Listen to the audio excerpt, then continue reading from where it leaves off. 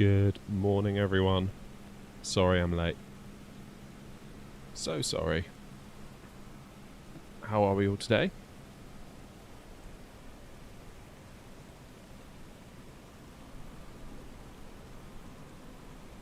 So welcome to today's flight. We're heading over from a very yucky, rainy Stansted to hopefully a more pleasant Dublin, but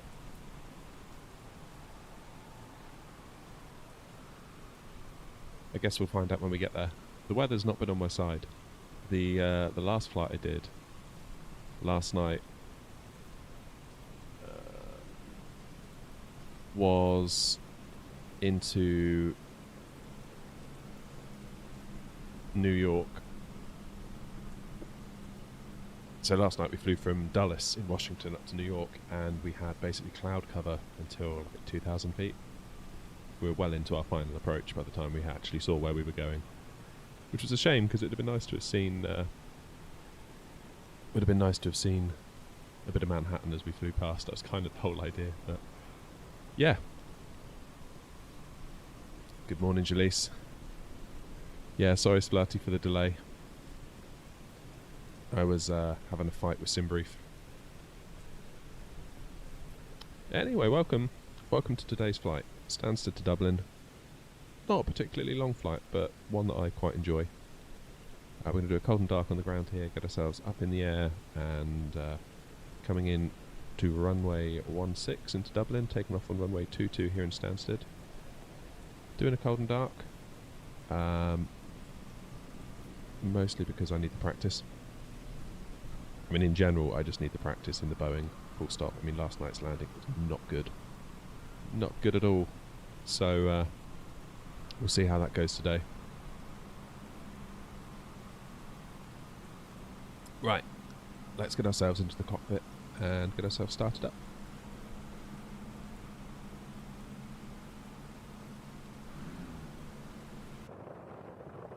Oh man, it's dreary. It is dreary.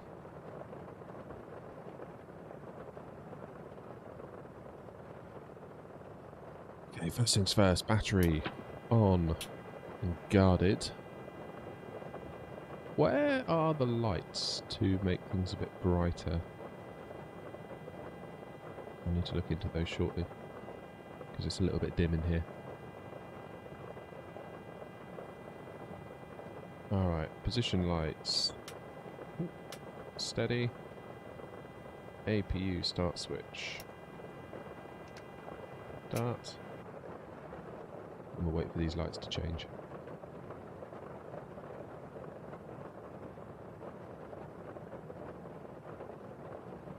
Cheers for the meta, Sparty, appreciate it.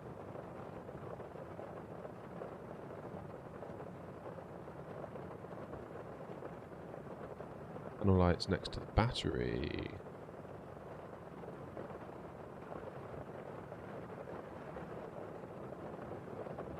Oh, what these?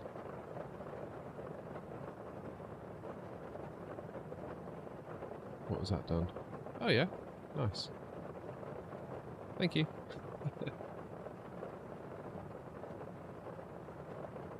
Okay, so we're waiting for this light to come on, I believe.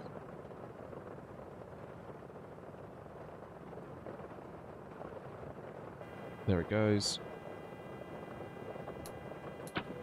Oh, nice. Now we're cooking on gas.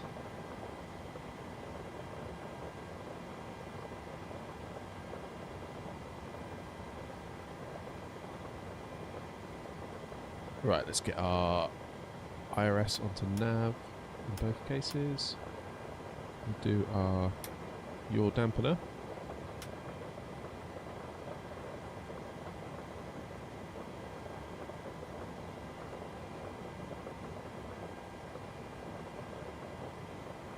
Lock fuel. We need to do our fuel actually.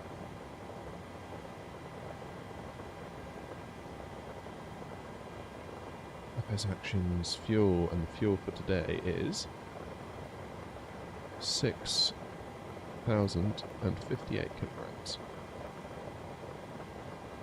Days.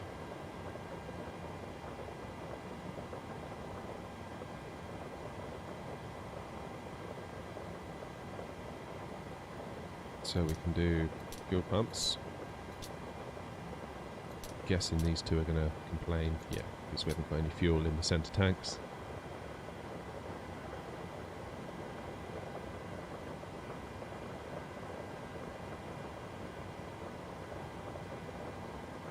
Emergency lights aren't guarded.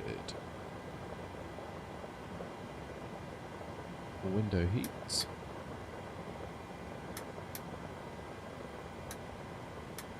It's on. Hydraulic pumps A and B.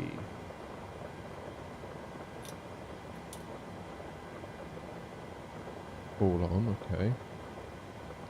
Air conditioning, we'll do auto. Isolation valve is already open. APU bleed air. On.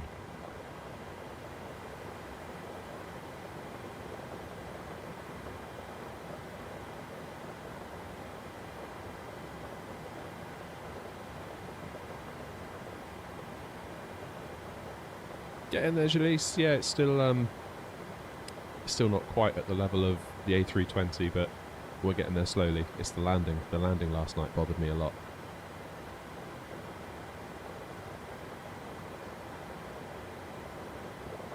So we're actually only cruising at 24,000 today. Quite low. Quite low.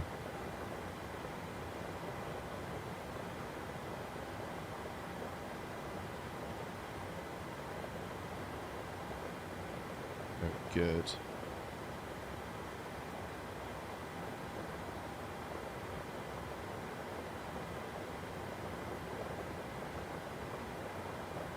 Oh, you saw the landing, eh?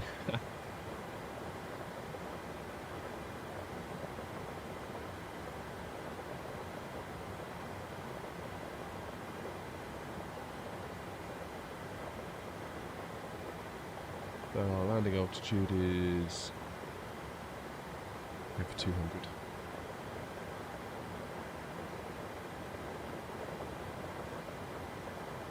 Oh, nice. Appreciate that.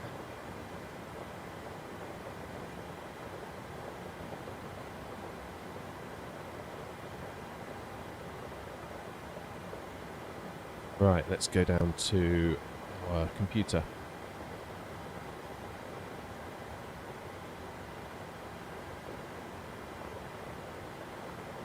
Menu, FMC.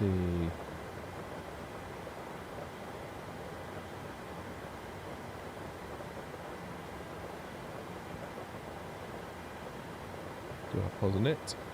There we go.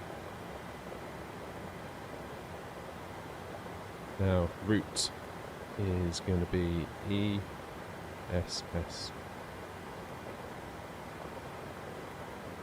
And then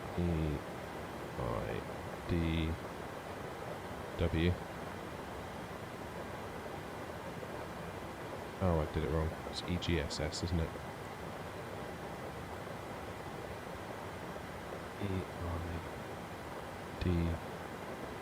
EIDW. There we go.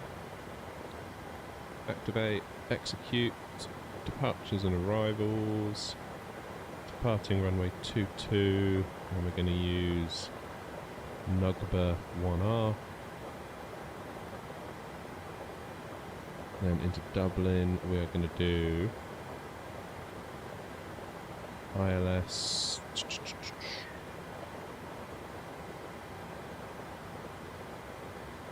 I do ILS 28 left? That might.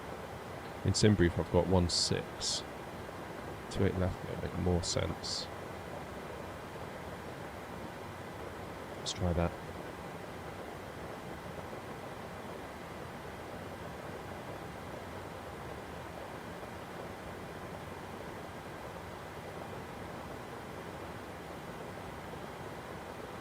Can we do lip go? No, we cannot. Wow.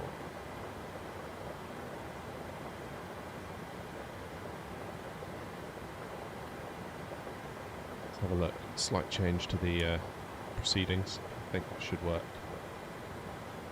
go to legs. So step through the route, out of Stansted, do a right, then do a left,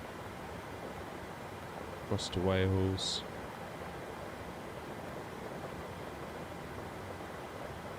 Lynn. Then we go to Varty.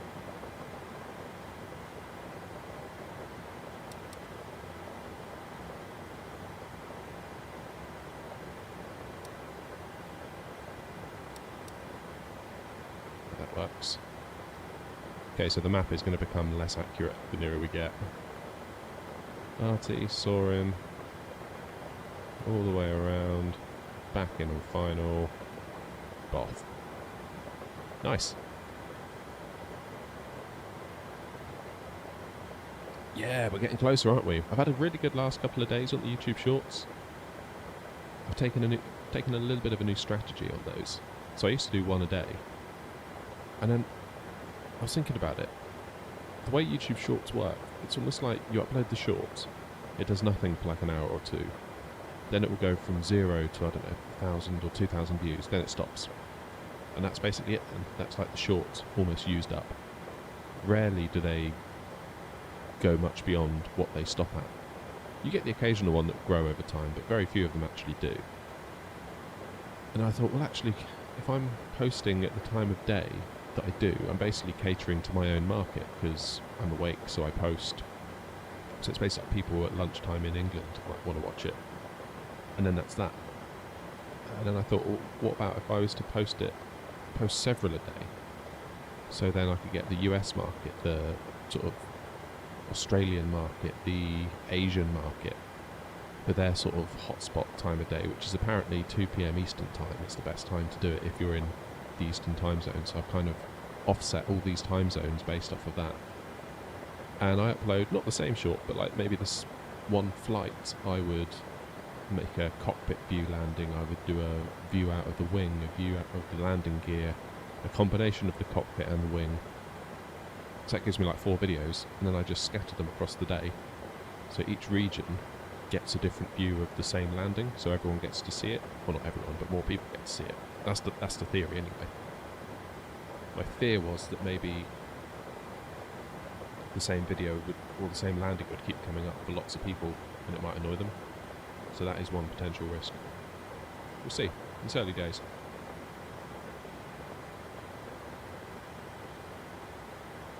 Alright. So that's looking good. Now we can do our per minute. Cheers for the tips, Splatty, by the way. I am taking them all on board, I promise.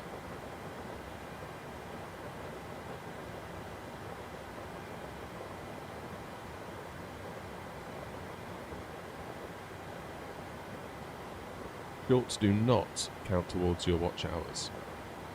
They do not. But I would wager that a staggering majority of my subs have come from shorts, which therefore give you the watch hours later down the track when hopefully they might watch some of your other content. It's almost like advertising. You've got to think of YouTube Shorts as basically advertising your channel. It's a bit of a strange way to think of it, but I'm kind of certain that is what it is. Okay, don't really know what this is. Flaps 5 for takeoff today, I think, is probably sensible.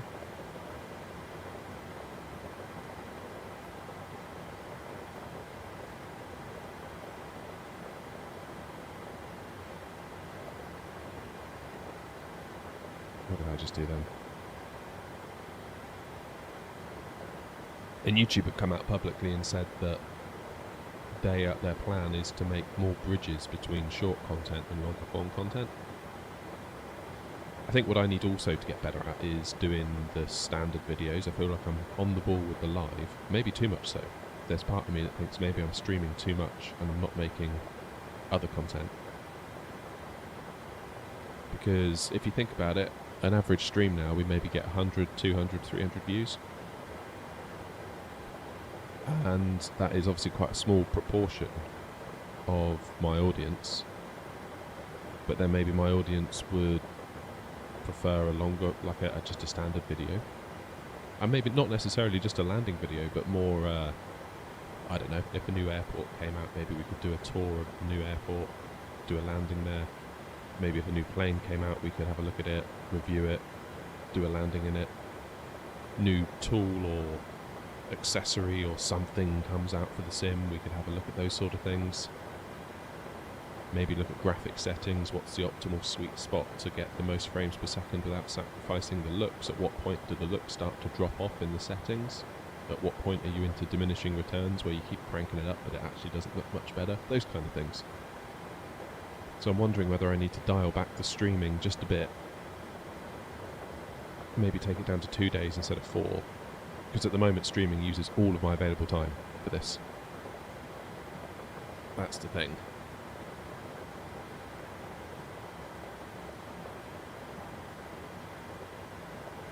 Uh, 1010 you said, wasn't it? Spalati. 10. 10. There we go. Altimeters set local flight directors both on.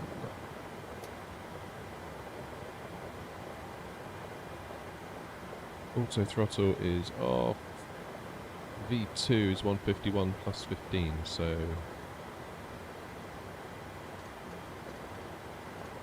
166.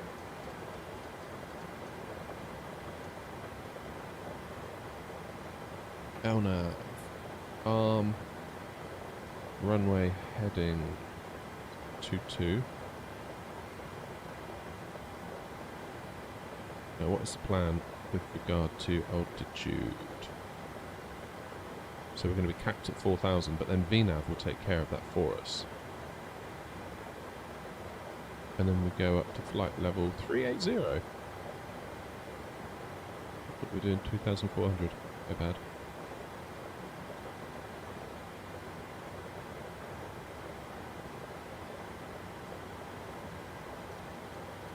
I guess we can put 380 in the window if VNAV is going to gradually stagger us to get us up there. We can just let VNAV do its thing and take in the views.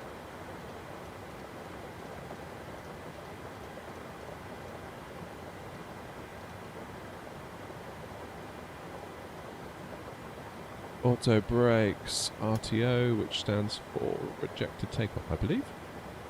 Parking brake. That's weird. Parking brake isn't set by default. No, it is.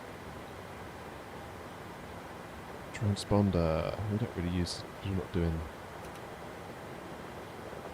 a huge amount of autopilot stuff, but that's fine.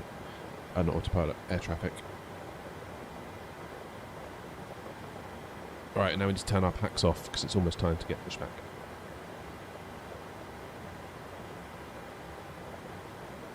Not making that mistake again.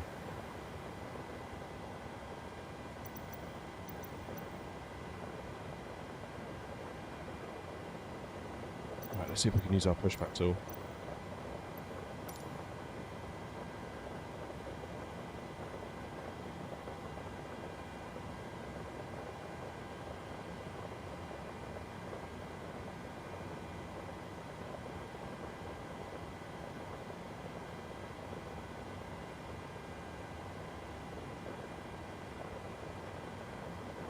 Why has it done that? Oh, that's such an annoying tool. I've got to be honest, lots of people recommended this. Not entirely sure I'm a fan. TBH. Never mind.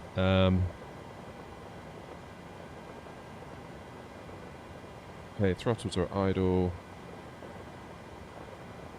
Oh, let's see if I can press to push back and just see where it takes us.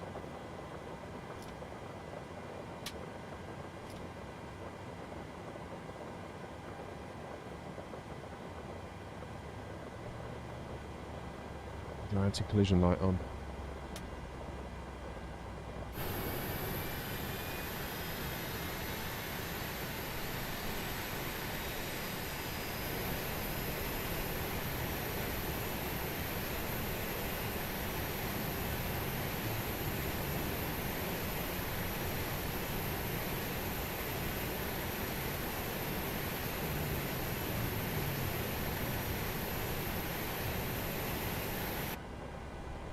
we need to actually get rid of our ground services while I think of it. Menu. Wrong one. FS actions. Ground services. Remove that. Doors. Closing.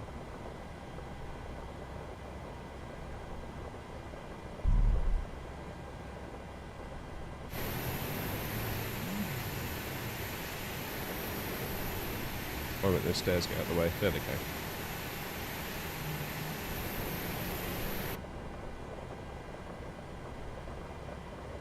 Okay, so if we release our parking brake.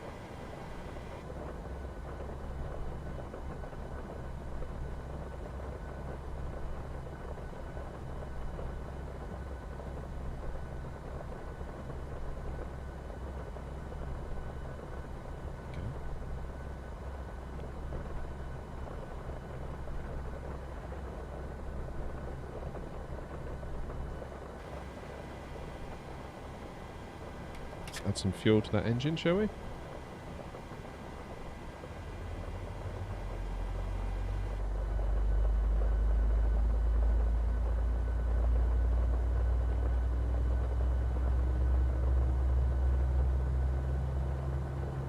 Oh, it's miserable. Absolutely miserable, isn't it?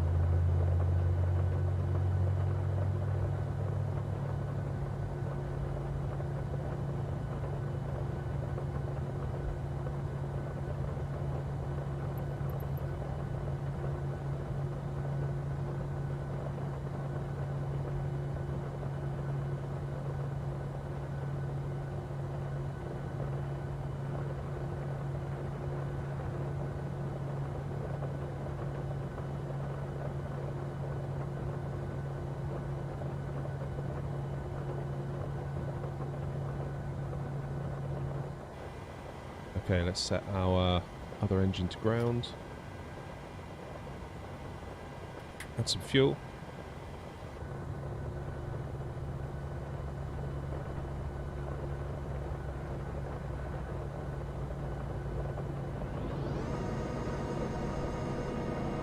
Get our flap set to 5.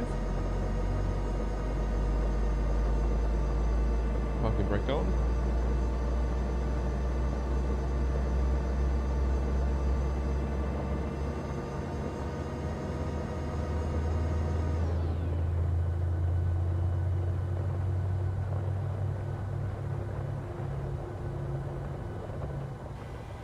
There we go, there's tug clearing off, that's good. Okay, we've got engines on. Now we're looking on N2. Both engines are above 56% N2 on the dials here.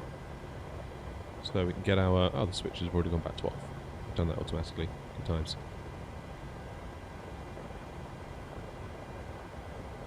Right, so now it's time to tell the plane to start using the engines for power and not the APU. So, here, look.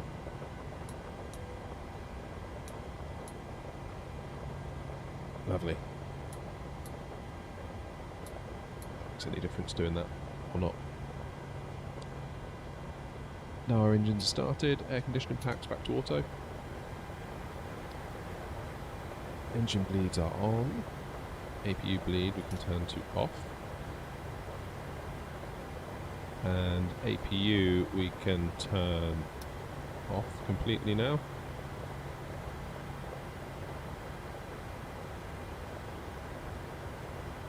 No warning lights that I can see, except for we have to do your dampener again.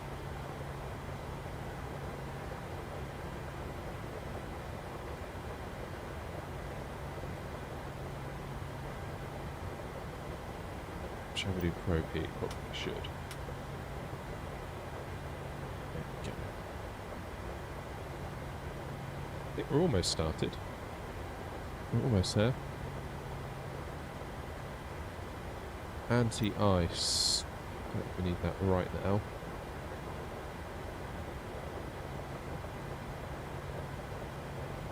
Okay, flaps are 5. We'll do our taxi lights to on. We'll do also runway turn off lights.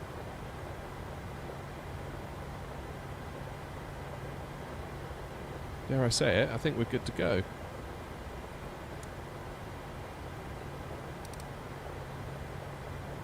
There we go. So basically we want to come out of here and turn ourselves to the right.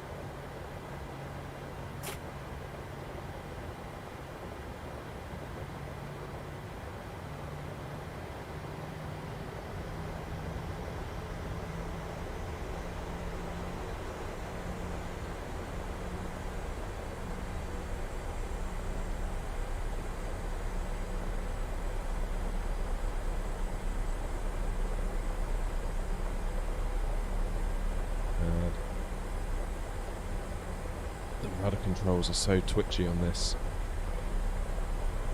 I tried adjusting the sensitivity, but it just seemed to make the problem worse on landing because it's like you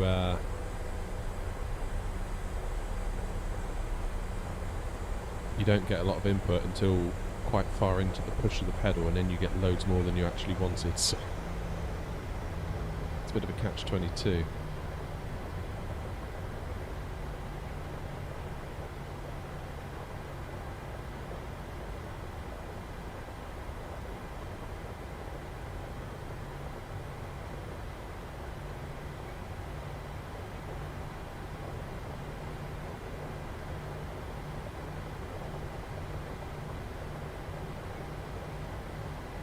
India right on time, as always.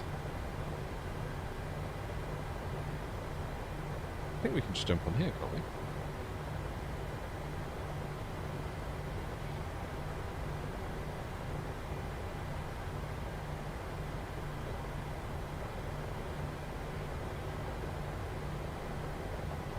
Yes, perfect.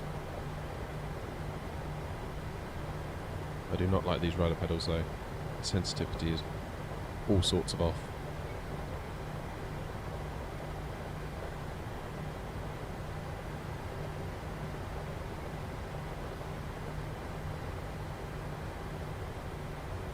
We're just going to stop here for a minute.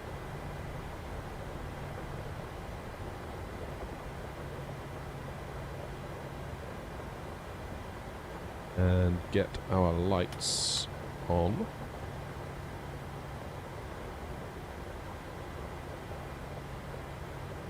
And sort out that.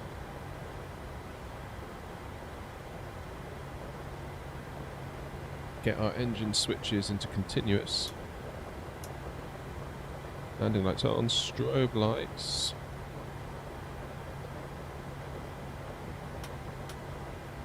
Are on. Auto throttle is armed, transponder TRRA. Weather radar. Where's the weather radar?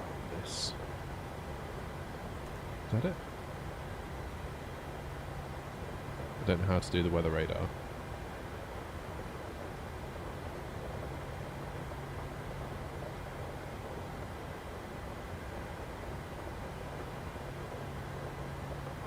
Have to do. Right, let's go and get lined up.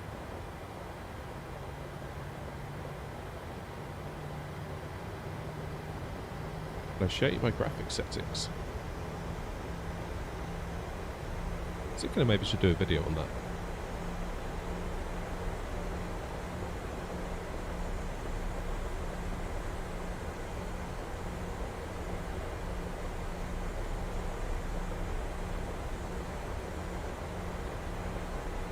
Let's get out of here, shall we?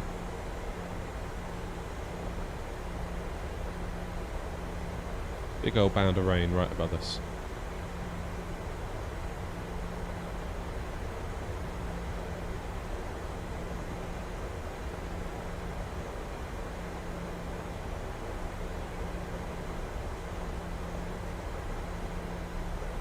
Visibility is rubbish.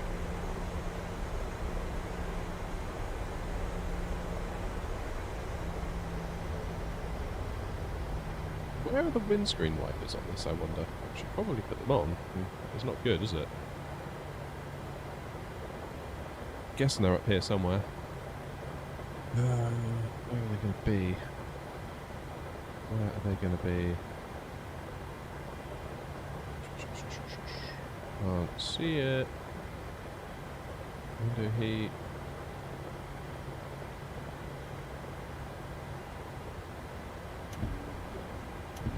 There we go. It's the left one.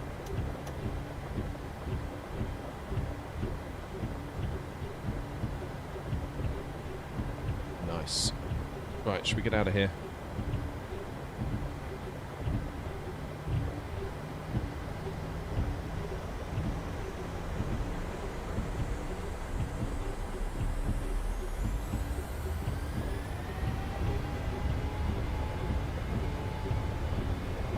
Okay, let's hold the yoke forward until 80 knots. 80 knots. And the yoke back.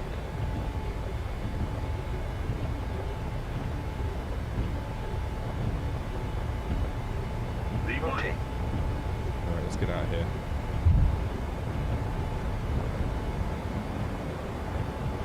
Positive rate of climb. Gear up.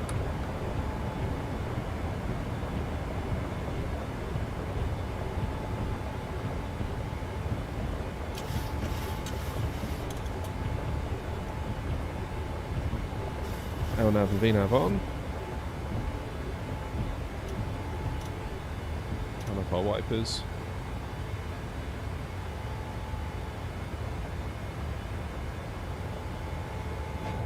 Fairly certain those wipers did absolutely nothing.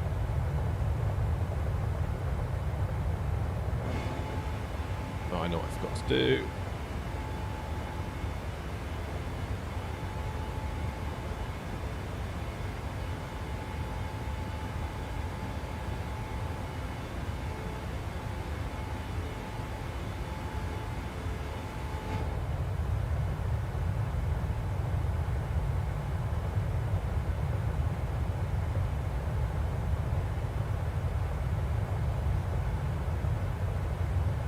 And that is miserable out there, isn't it?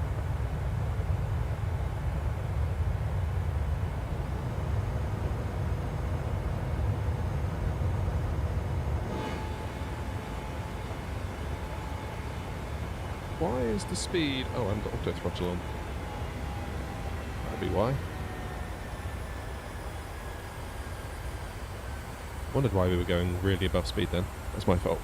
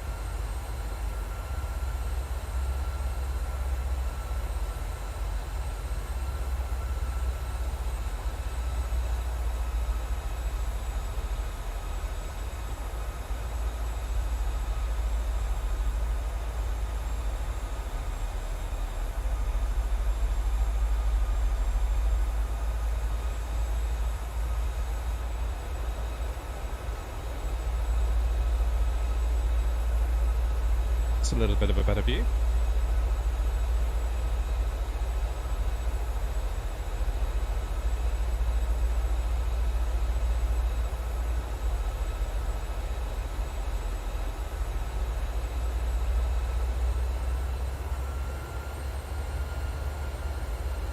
So we're sticking at 4,000 feet while we're on our SID.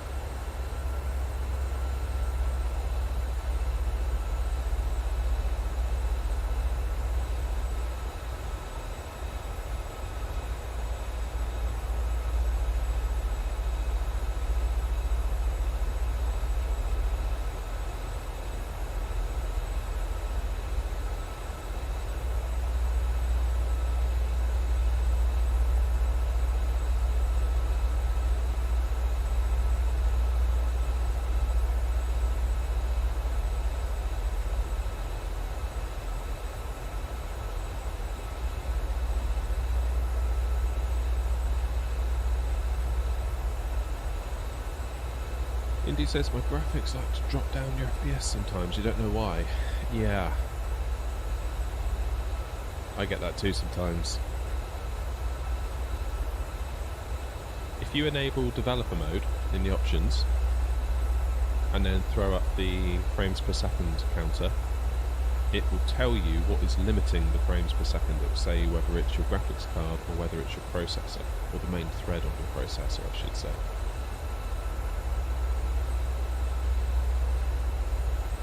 I mean, I don't particularly aim for that high of a frames per second on this.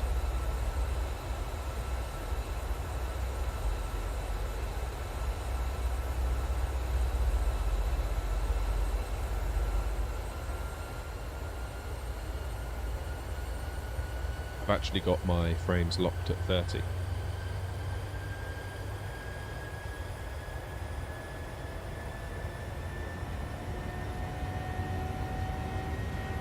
Up we go.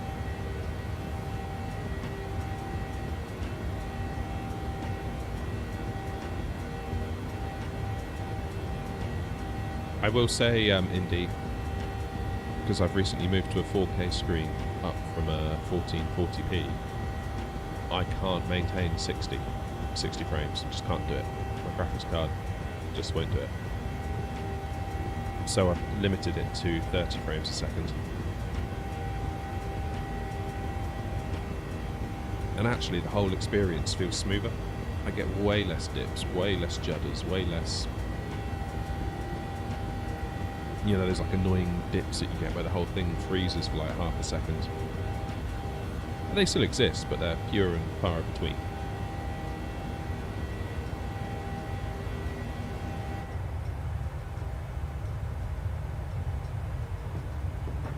(1080p 144 Hz). Yeah, so the thing is with Flight Sim, you don't need all those frames. What's your system? What system do you have?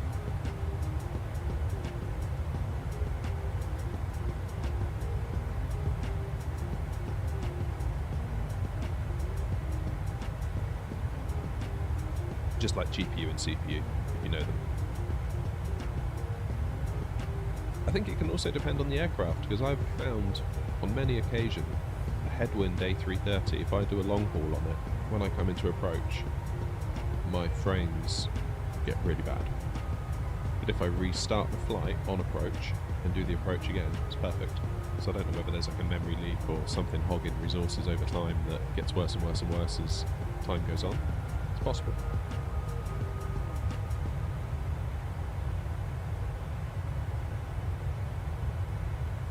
But yeah, I wouldn't obsess over the 144 Hz of your monitor, Indy. Just because you got it doesn't mean you need to use it, not in the context of Flight Sim. Now, if you're playing something else, like a twitchy kind of shooter, or Fortnite, Valorant, Call of Duty, you name it, at that point you want your frames. You want every single one of them. But I mean, look out the window now. We're running at 30 frames a second. I couldn't tell you whether it's 30, 60 or 90. Because really there's not an awful lot moving on the screen.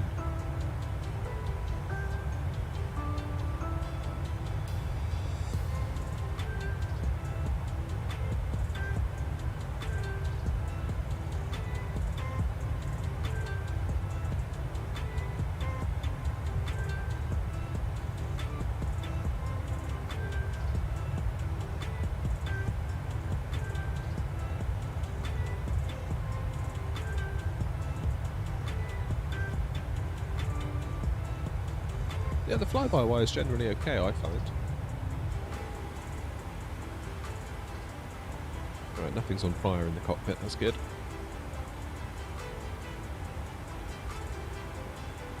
It's always a relief.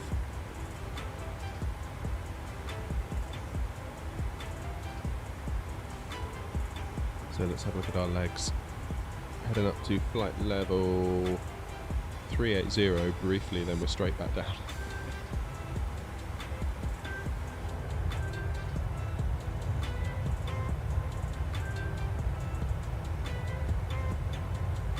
Do you know what GPU you've got, Indy? what CPU you've got.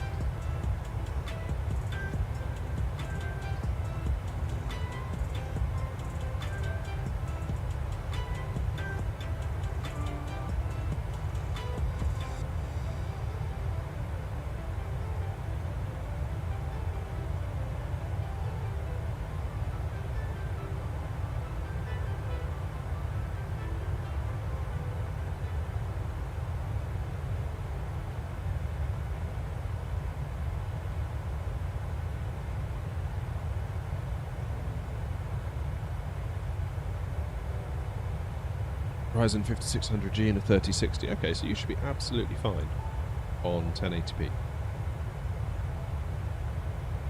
What I would do, if I were you, go into your Nvidia control panel, go into the 3D stuff, because you can set settings on a per program basis, so it'll give you a drop down list. You can find Microsoft Flight Simulator, and you can put a frame per second cap on your game.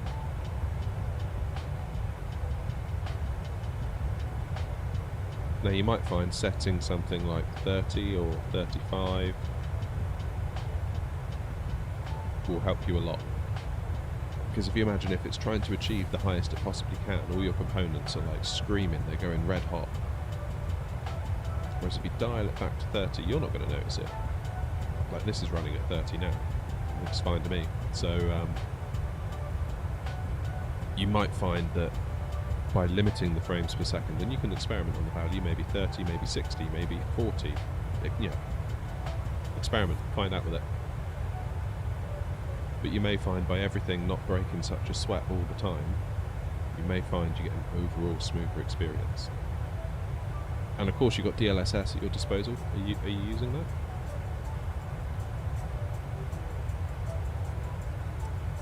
I couldn't tell you off the top of my head, Indy, without doing it myself, which would probably crash the sim. So, sorry. It's where is it? Is it like manage 3D settings? On the left hand side of the Nvidia control panel, there's some stuff, some like menu items. Is one of them manage 3D settings or something like that? It's not the Windows control panel, it's the Nvidia control panel. So like you right click on the desktop, launch Nvidia control panel, it'll be in there. Keep in mind it'll also help with energy usage if that's a concern for you. I know it is for me, with the prices at the moment. So when you find Microsoft Flight Sim in that drop down, within the list of properties beneath it, there will be a maximum FPS and you can set a limit on that, set a hard limit. So your graphics card driver will prevent the sim from trying to draw, I don't know, 70 or 80 frames, and it will just cap it at whatever you set. And you could also enable DLSS in your graphics settings as well. Are you familiar with what DLSS does? Not the video control panel, the Nvidia control panel. So Nvidia, who makes your graphics cards.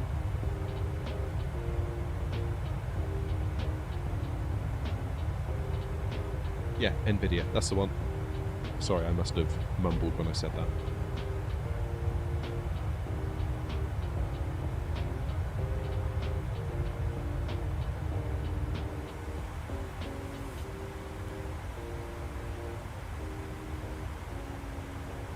So if you're capping the FPS, let's say for the sake of this discussion, if you're capping it at 30 or 40, whatever it is, if you enable DLSS on top of that,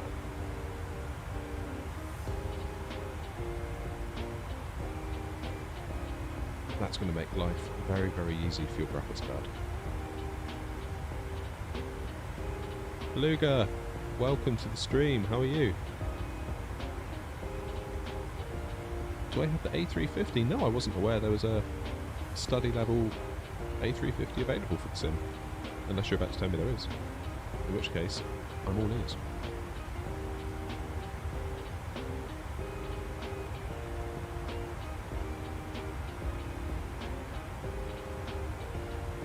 Yeah, nice to see you in the stream, Beluga. See you in the comments a lot. Always cool to see people in the stream that you sort of get to know through the comments a bit. You're very welcome.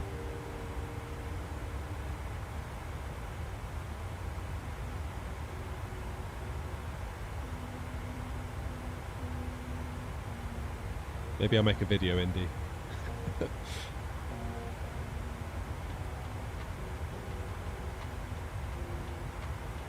I'm good, thank you, Beluga. Very, very good.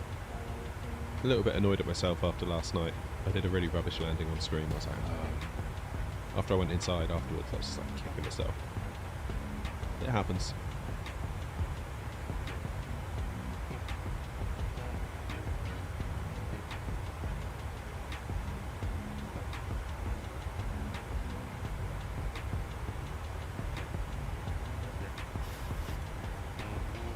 We will be there shortly, Beluga, don't you worry. I just need to keep an eye on a couple of things here for a moment.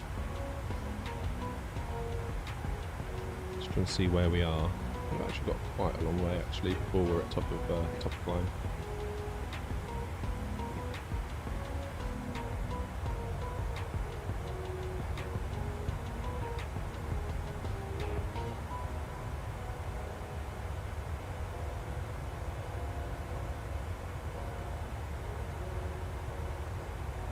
So, is there an A350 coming that I've somehow missed?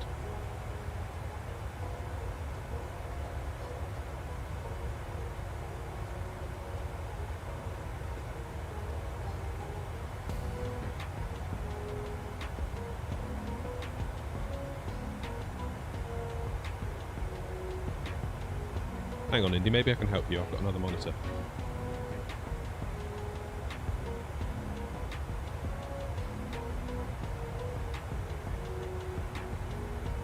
Are you on Windows 11?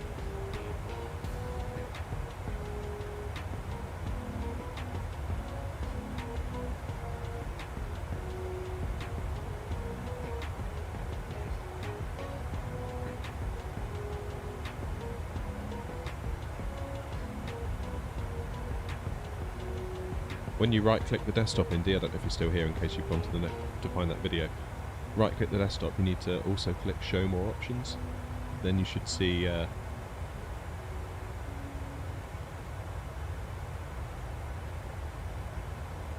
so right click the desktop, so get yourself to the desktop, right click, if you need to click show more options do so, then you should see Nvidia control panel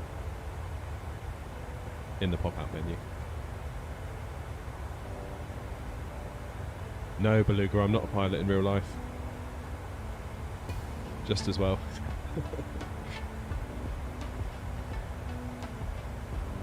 Bedtime in Australia, of course it is, yeah. It must be getting late there. Anyway, I appreciate you coming by the stream. Very nice of you to pop in and say hello. Hopefully, catch you on the next one.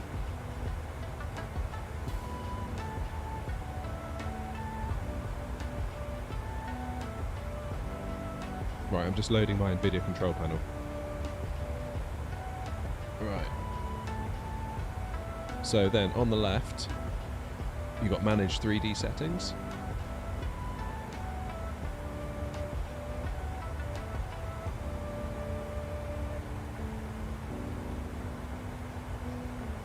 Then, if you click Manage 3D Settings in the right-hand side of the screen, it will say Global Settings or Program Settings. Go to Program Settings. Then you'll have a drop-down list. You can find Microsoft Flight Sim in that list. Then beneath the drop-down list there's a load of settings. Scroll down to max frame rate and set a value in there. And you'll have to experiment with that. Maybe 30 might be a bit low depending on... Try 30, and then you can always crank it up if you need to. Yeah, so select Microsoft Flight Sim in that list, then the settings beneath it. So there's a whole load of them, like starts with image scaling, and it sort of goes A to Z. Scroll down that list a bit to M, max frame rate, it will probably say off. Click into off, and then set a value. See if that helps you. If it doesn't, then I don't know what else to suggest. How much RAM have you got?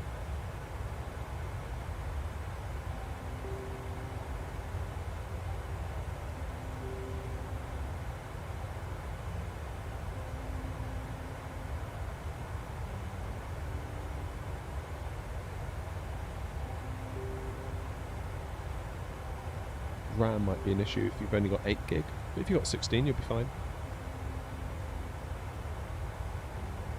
I went from 16 to 32, and honestly it didn't make a huge difference.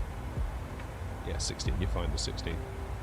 13 doesn't really make the FPS any better. It sometimes prevents some of the dips, but like, you know, those occasional stutters you get with the game.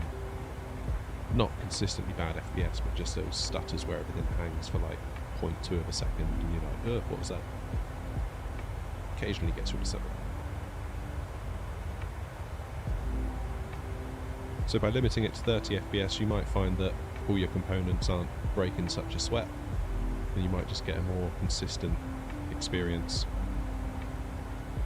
which I think should be the goal really with Flight Sim. It's a consistent experience versus the most possible FPS at any one time. I'd sooner have a stable 30 than an up and down 50 to 80, if you see what I mean. Yeah, you'll need to restart the Flight Sim, yeah.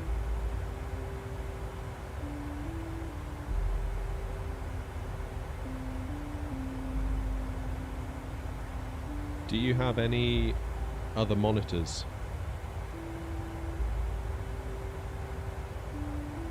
So one thing that I found, I had a 165Hz monitor that I used to run the sim on with variable refresh rate, and I had a 60Hz monitor off to the side that did not have variable refresh rate. And I found if I was to pop out any of the menus, so like the instruments, for example, right now on my second monitor I have this, so that when we're looking out the window I can keep an eye on the plane. As soon as I drag this window off my 165Hz monitor over to my 60Hz monitor, frame rate dropped massively at 30 frames a second. If I put it to 60, it was perfect. And I think it was because the 60Hz monitor was having to display at 30Hz when it isn't a variable refresh rate monitor.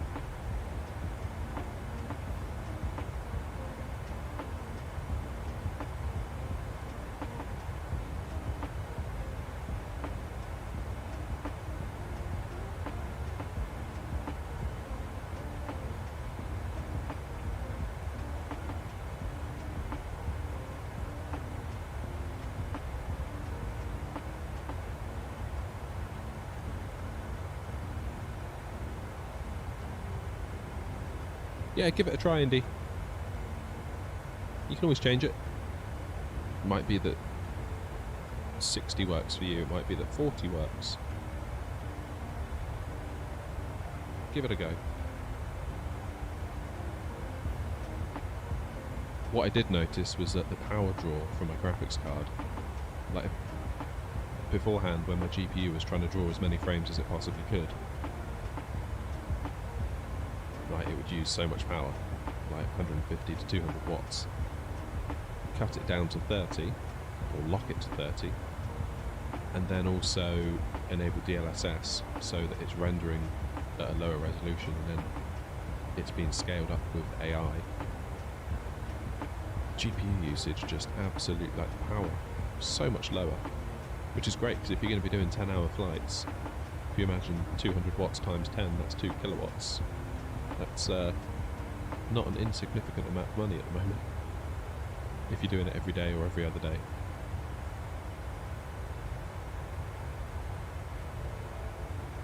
I mean, you're at 1080p, so you might find you can get away with 60. Maybe the way to do it is to remove the cap that you just put in the control panel, enable developer mode in the options of the sim, then throw up the frames per second and just see what you're getting most of the time. If you're getting 70 or 80 or 90, sort of bouncing around those numbers, then yeah, cap it to 60 because you're comfortably below where you normally are. Whereas if you're more like 45, 50, 52, 47, 53, bouncing around those numbers, then probably 30, 35 might be more sensible. DLSS is an Nvidia technology where they use the tensor cores on the graphics card. So tensor cores are like the machine learning AI cores. So what it does I'm running DLSS now, so I'm on a 4K screen. But if I enable DLSS, and then there's different modes, you can have like quality, balance, performance, or ultra performance. I've gone for quality, I think. So I'm on a 4K screen. I think that means it renders the actual game, it renders it at 1080p. So as far as the graphics card is concerned, it's playing at 1080p. Then it uses the tensor cores, which do all the AI, and it scales the image up to 4K without making it look rubbish. It is really, really clever. Not faultless, but it is really clever. There are some things that trip it up. Things like, there's one game I was playing, Cyberpunk, and keep in mind the game developers have to actually embed DLSS in their games. You can't do it on all games. Game developers have to do some work. But I was playing Cyberpunk, they use it, and there was like a chain link fence, and there was just a little bit of like shimmering going on with the chain link fence. It was almost like it couldn't quite work out what to do with it. But for the most part, it's absolutely perfect. One thing people complain about is sometimes DLSS on flight sim specifically, it can make these numbers here as they change look a little bit blurry.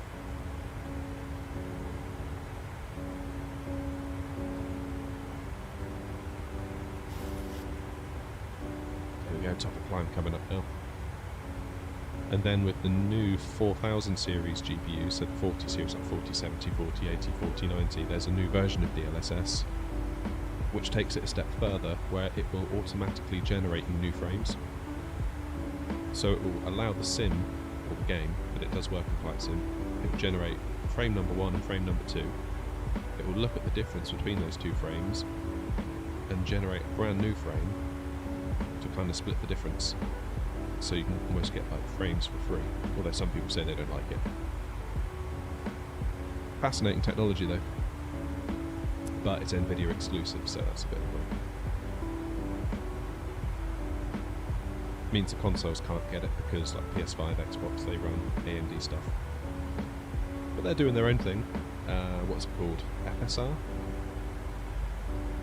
Fidelity FX Super Resolution, I think they call it. Similar idea.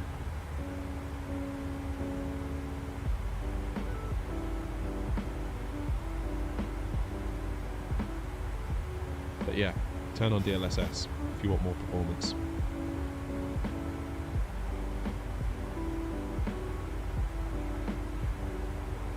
Again, try it at quality first, see if that gets you the result you want. If it doesn't, maybe go to balanced.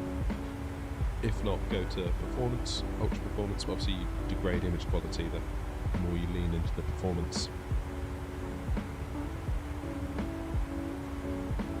Alright, top of descent coming up.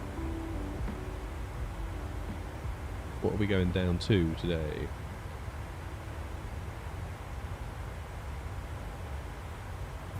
$2,500. 2,500.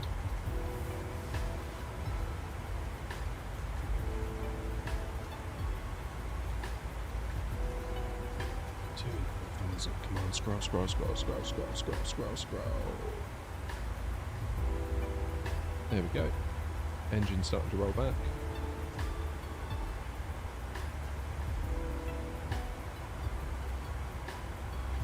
I can't. Is this info panel an add-on?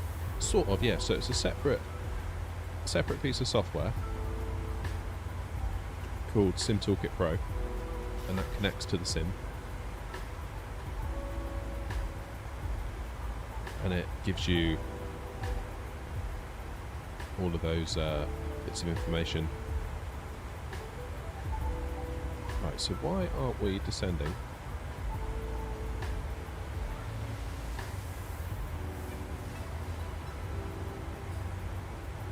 I feel like we should be. Why aren't we? VNav. Why is the plane not descending?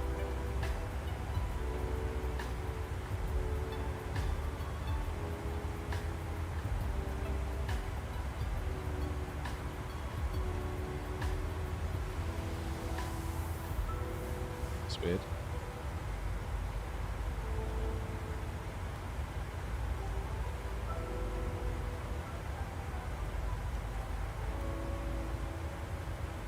do it ourselves, shall we?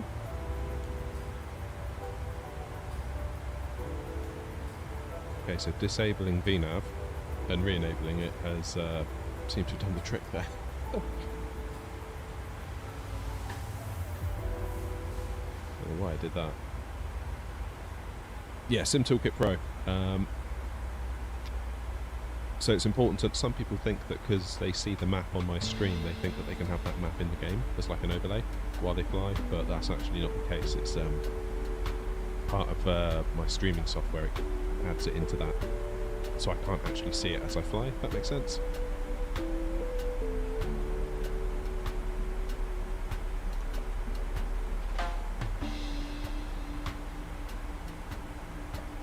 As for the layout, I did that myself because it gives you like a default layout where it's a bit basic.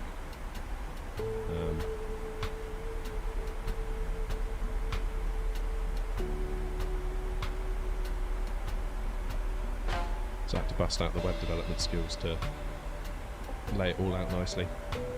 So it's sort of HTML and CSS code that allows you to modify it.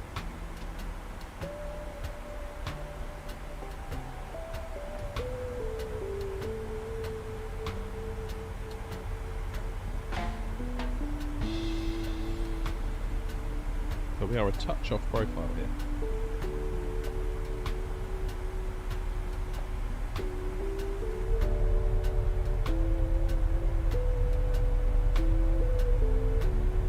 So we're just saying goodbye to Wales.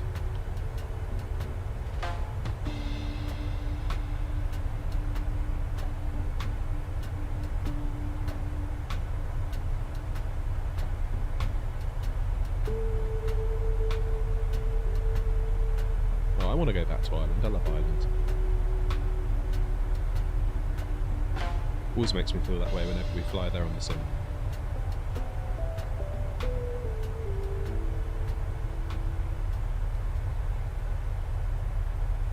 It's a lovely place, Ireland.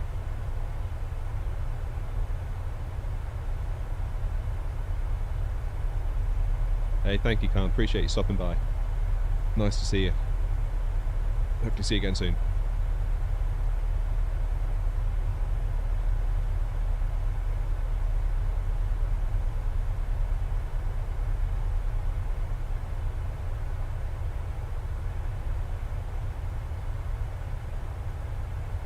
Yeah, something about the way of life in Ireland that I quite like. Got a lot of family over there. Spent some time working over there about 10 years ago, more than 10 years ago, probably 15 years ago. It's fantastic.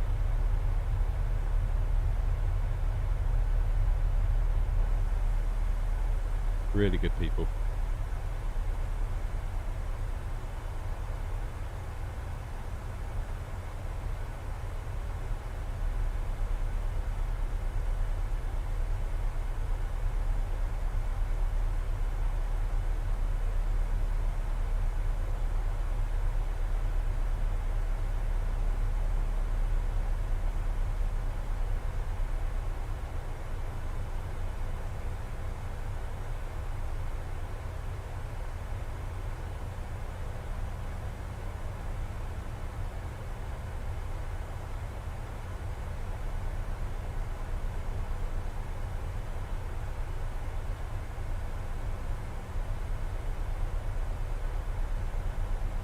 What surprised me, I think, most about Ireland is just how low the population is.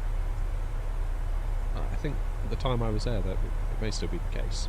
There was less people in the whole country than there are in London.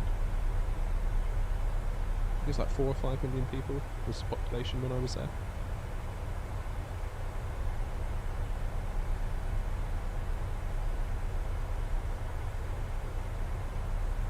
How do I get the flight routes? So my workflow is I will start with SimBrief, which is a website. You'll need a Navigraph account to access it. Generate use SimBrief to tell it where you want to go, where you're going from, what runways you want to use. It will then calculate you a route that is mostly correct. If you're paying for it, you're more likely to get an up-to-date correct route. But if you're not paying for Navigraph, you'll get sort of older routes, but they're fine. They're fine if you're flying on your own. If you're flying on something like VATSIM, like a multiplayer online network, you would want the most up-to-date routes, because of course all the controllers will be working on the basis that you're using current routes.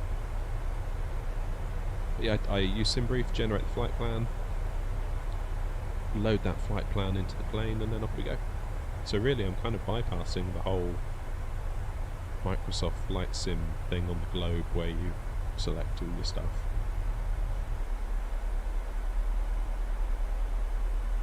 SimBrief, SIMBRIEF.com.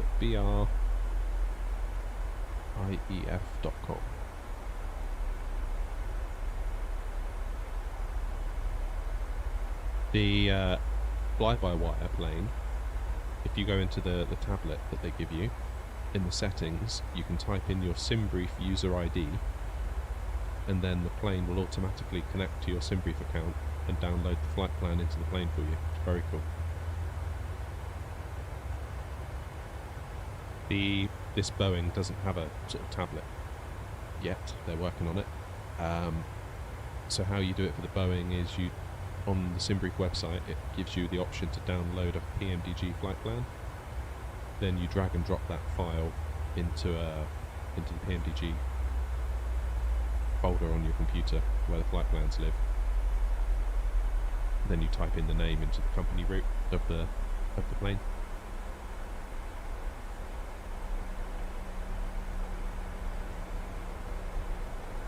Right, fair warning, we're going to go off track a little bit here. If you look at the mini-map, that is thinking we're going to go in on runway 16, but we made the decision as we were setting off to go runway 28, so it will look like we're going off course, but we're not.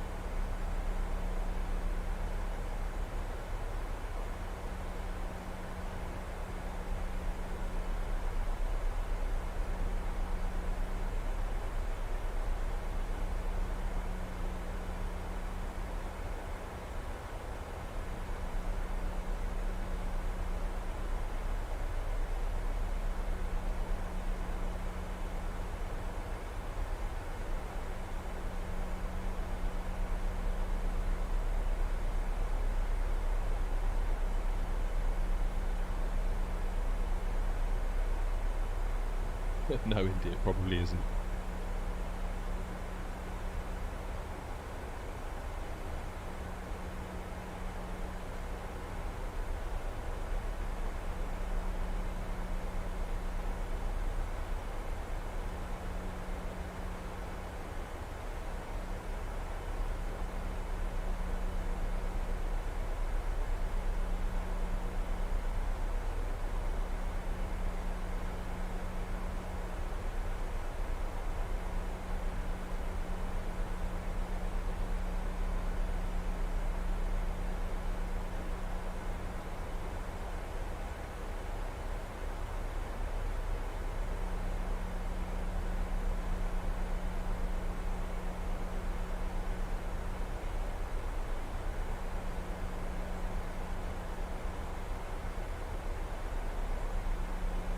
If money is a concern with the PMDG Indy, I would recommend you get the 737-600, because that's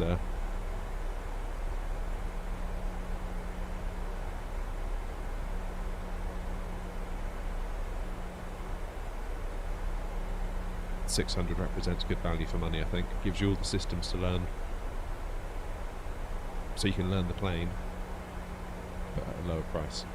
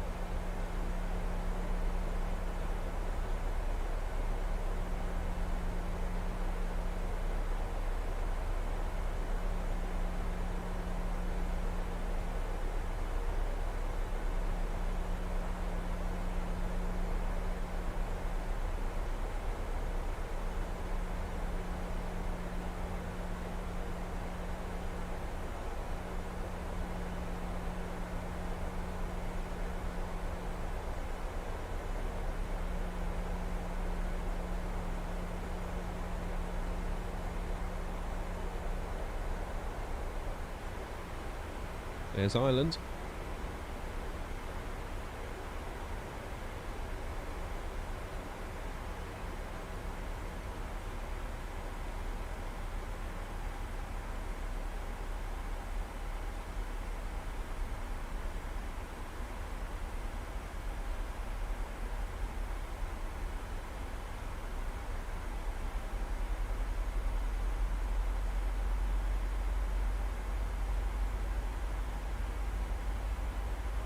Okay, time for local pressure.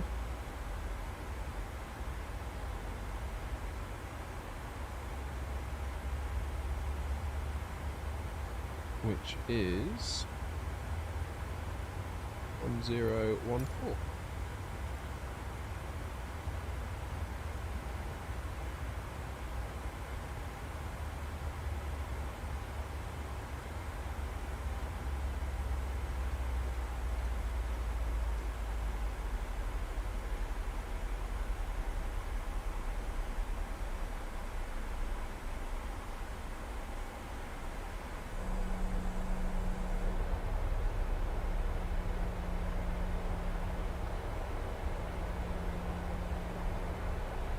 So hopefully we won't mess up the landing so bad today, although it's entirely possible.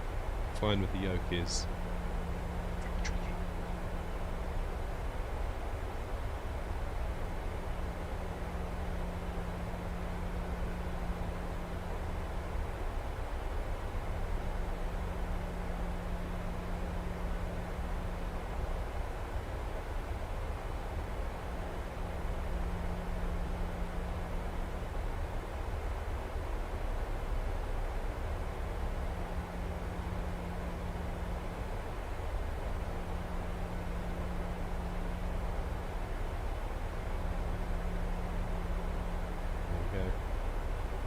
Start tracking the coast up to Dublin.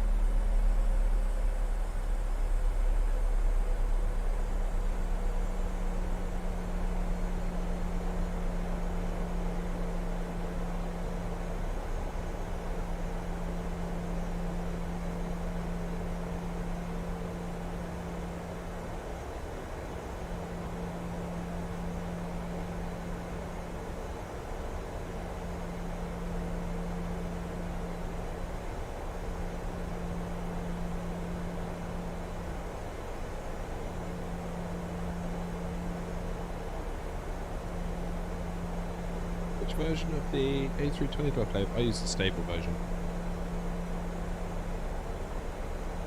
I just feel like if I'm going to be streaming, I don't want to chance it really, and potentially give myself problems.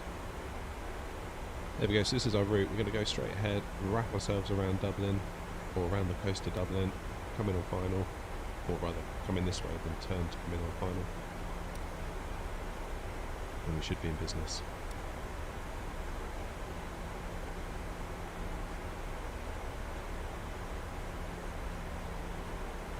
Tempted to use the experimental one just to get some of the features, but it's one of those where I don't want any problems on stream.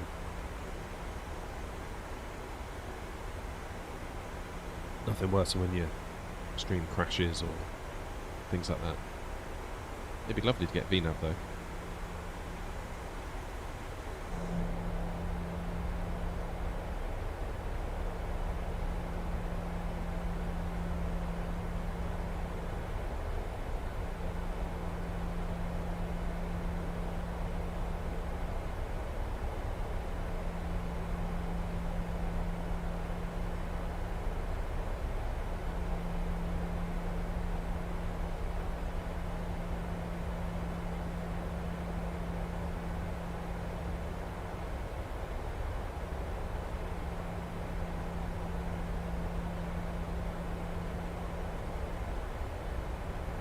Hello Wessam, how's it going?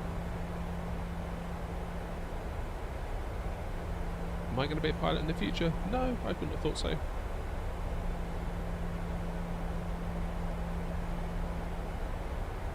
Probably not the sort of job I would want with a young family. I'd just be away all the time.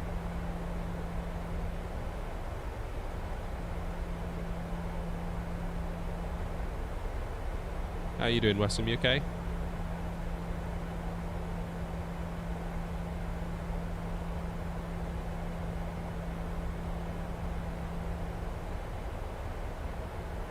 Yeah, not so bad, thanks. Bit of a quiet stream today. It's weird, YouTube, you just don't know. Some days are really good and some days are just like, nah. It's bizarre. You just got to roll with the punches sometimes.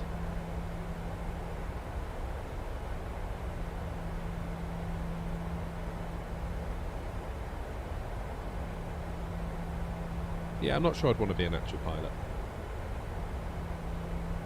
I'm fascinated by the aircraft and the process and everything that's involved, but not sure I'd want to actually be a pilot.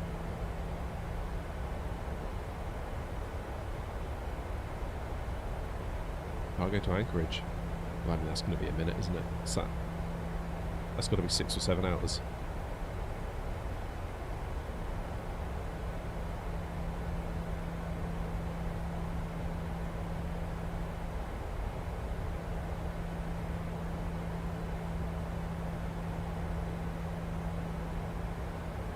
It's amazing going into Anchorage though. Gorgeous, gorgeous place to land.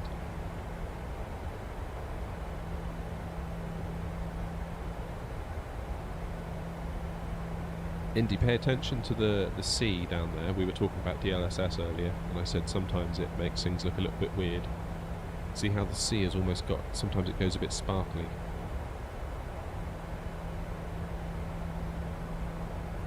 Maybe the way YouTube compresses the video you won't quite be able to see it, but that's one of the drawbacks of DLSS.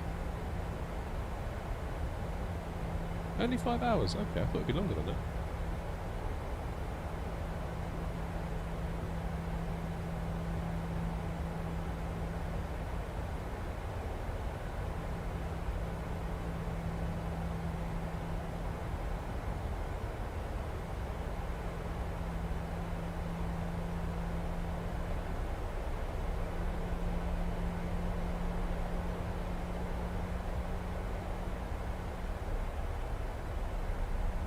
That's weird, our decel point is right ahead of us, but we've got ages to go yet.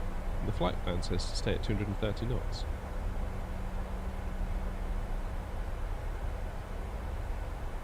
What 747 are you using, Wes, in the Salty Sims?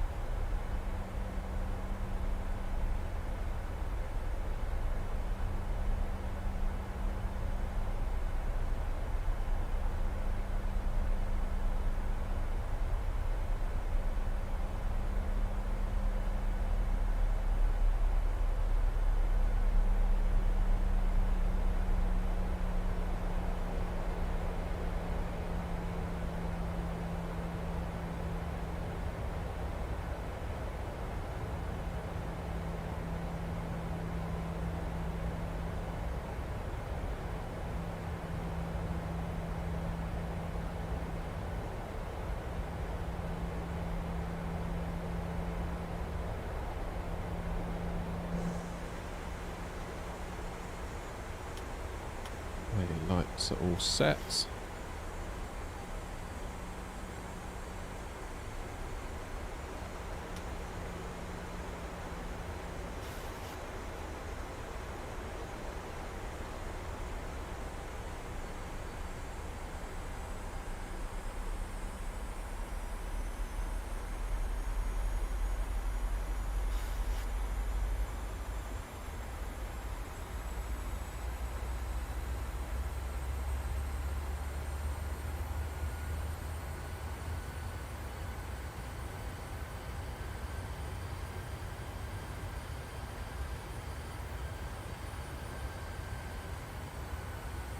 The ILS is 111.5. I do believe.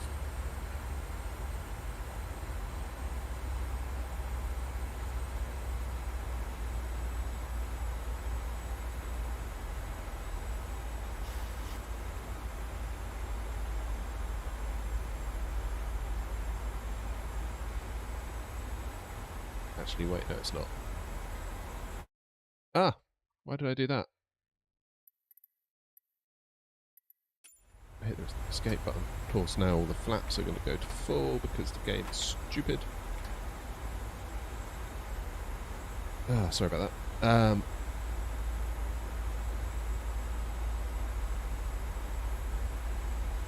111.35.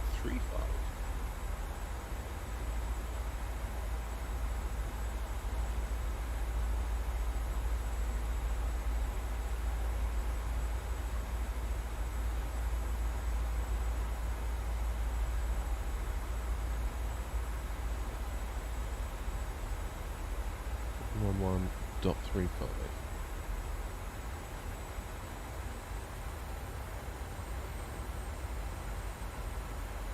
That's better.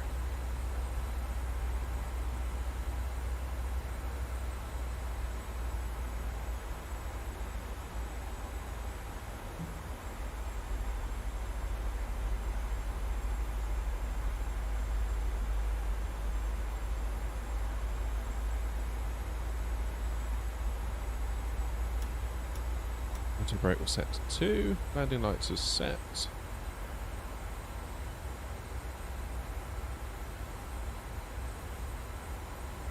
Engine on continuous.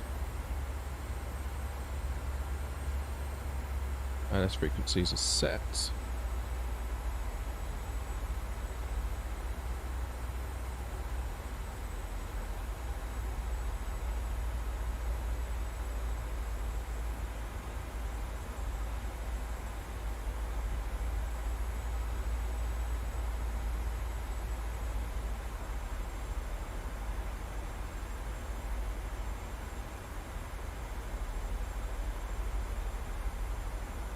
It needs to be at 3,000 for the Lampo. It should be fine. 18 miles to drop 4,000 feet.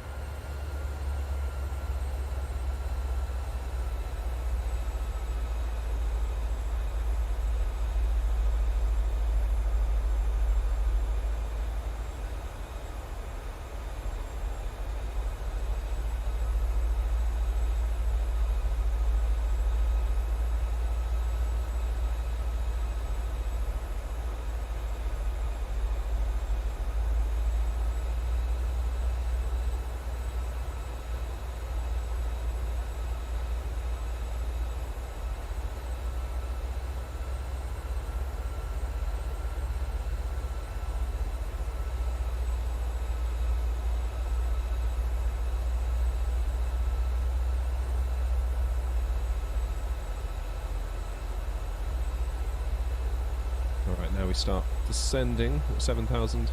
We're going to start making our way down to 3.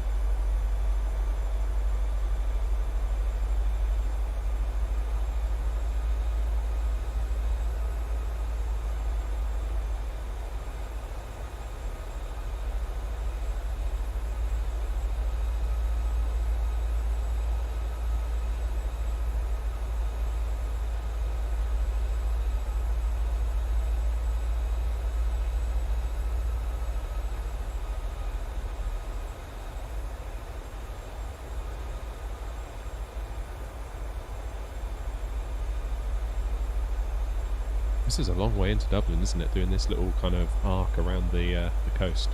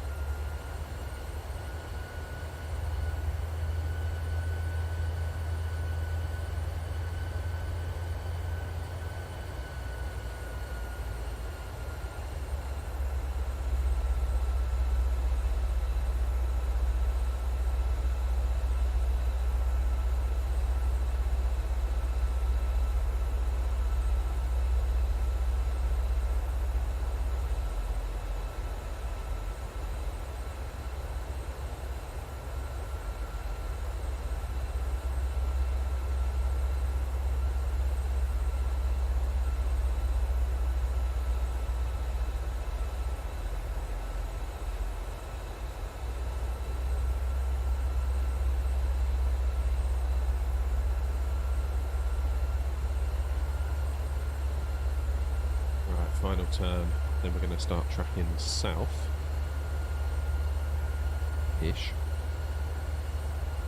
before a right turn onto final.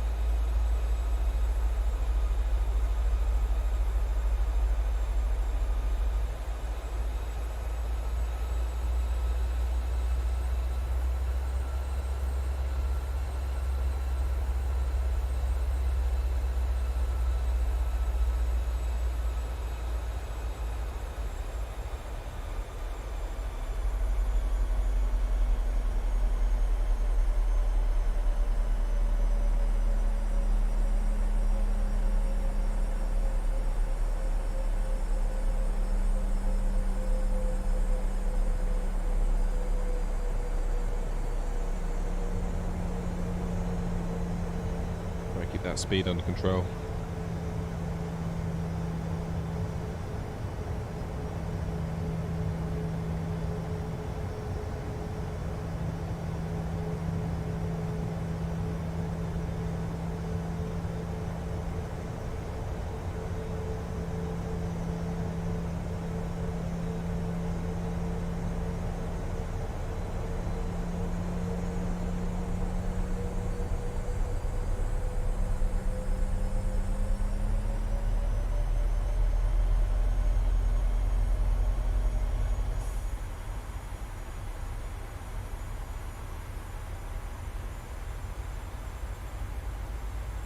So 10 miles, make a turn to the right, then we come in on final.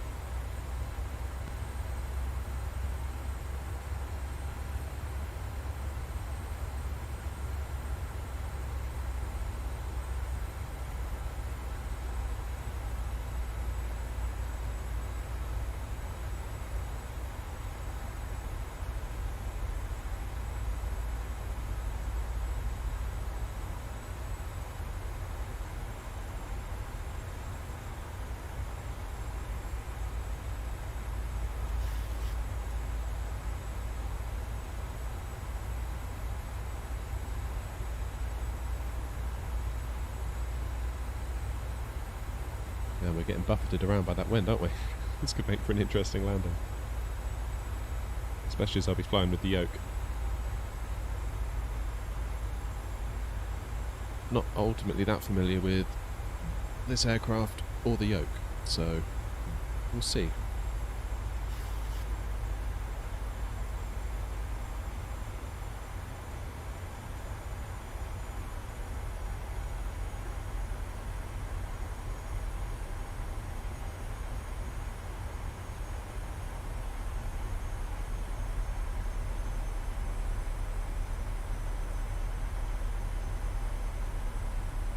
Okay, let's get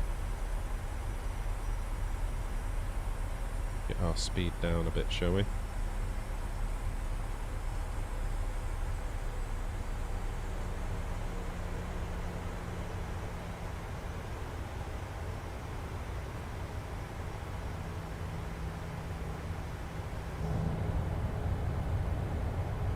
We are getting blown around a lot. This ought to be fun.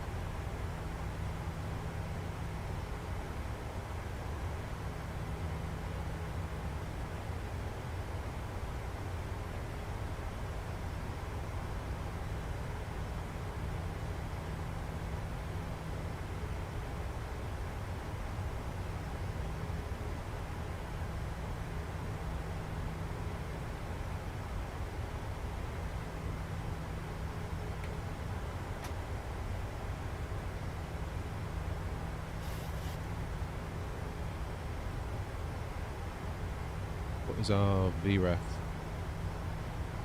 149.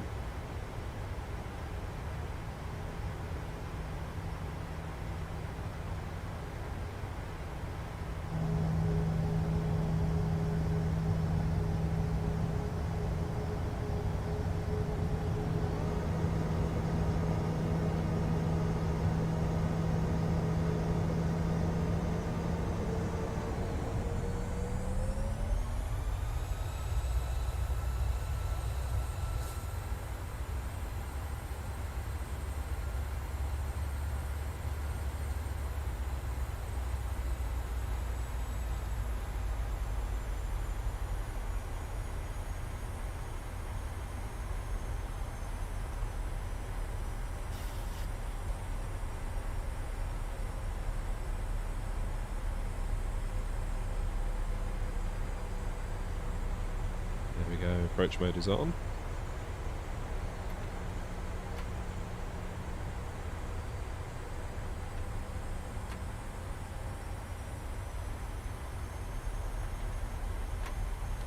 Gear down.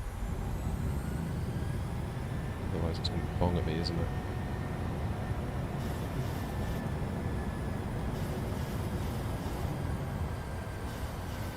Flaps 30.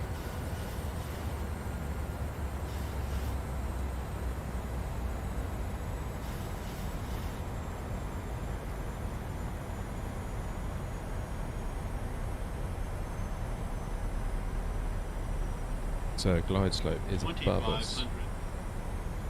Feels like the feels like we're too far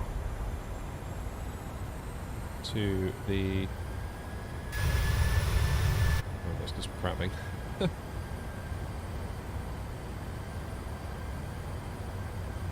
Okay, speed is set. Gear is down, flaps are set, auto brakes set, lights are off. It's just up to me not to mess it up. Feels like we're aiming more for the taxiway here. I've had this problem before coming into Dublin.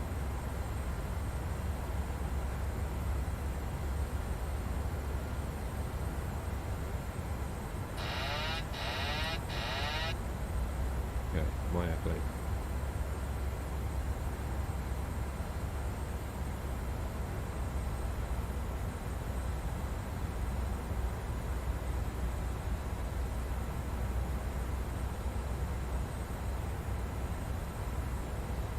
Definitely feels like we're sort of somewhere between the taxiway and the runway. It's going to move us over a touch, which I know will upset the glides, the ILS. But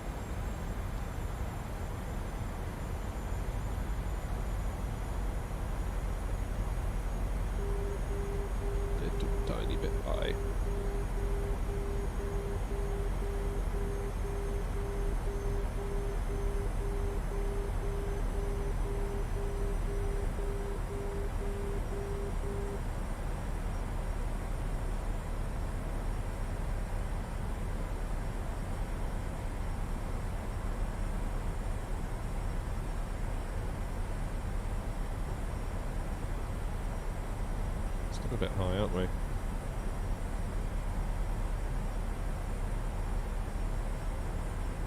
Although the ILS diamond... Oh, there we go, we're perfect now.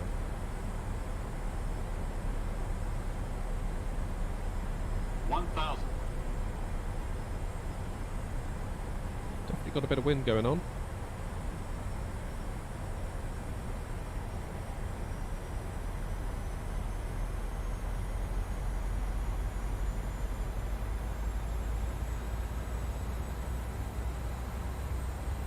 Definitely got a bit of wind going on.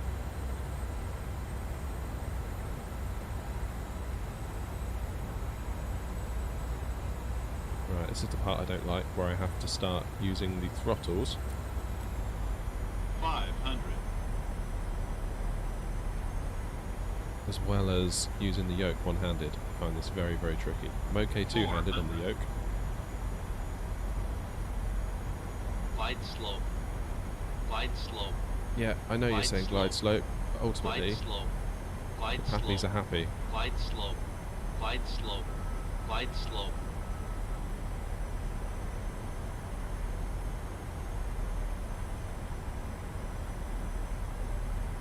$100. 50. 30. Airspeed low. Airspeed low. 10. Whoa! That was a terrible landing. God, I've got to get better in this 737.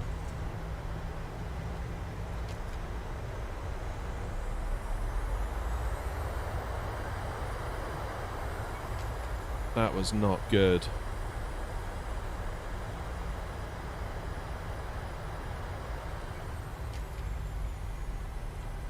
That was not good at all.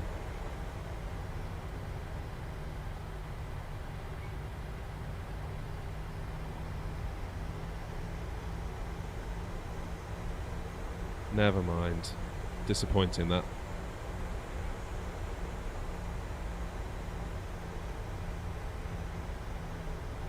What's the deal with auto throttles on the 737? Because I feel like I always have to take them off, where I never do on the A320, because it's like there's no need.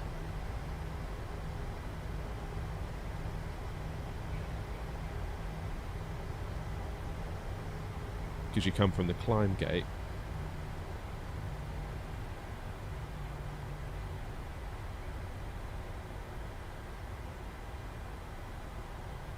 And you drop it back to idle, and that in itself disconnects the auto throttle right at the moment you want it to.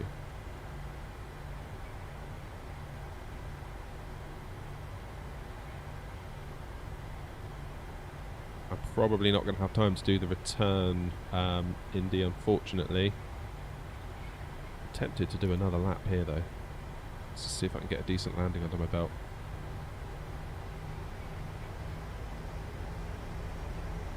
Just to see if we can. How are we looking for fuel?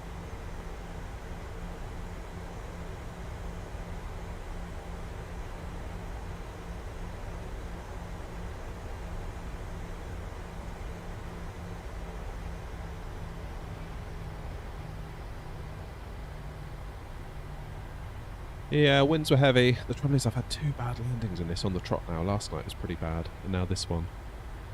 And there comes a point where you start to feel a bit rubbish about it. Let's go for 3,000 kilograms of fuel. That should be enough to get us up and get us down. I'll tell you, we'll go down to the end here. We'll take off, we'll do a loop, come back. We'll see what's going on. I feel like I just need to get a good landing under my belt with this thing. No worries, Indy, cheers.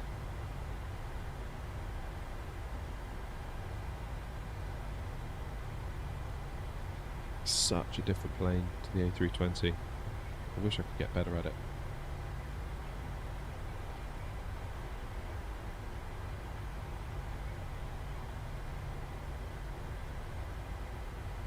Comes a point where it feels like you're just banging your head against a brick wall, like you're doing bad landing after bad landing. It's like, oh, so annoying.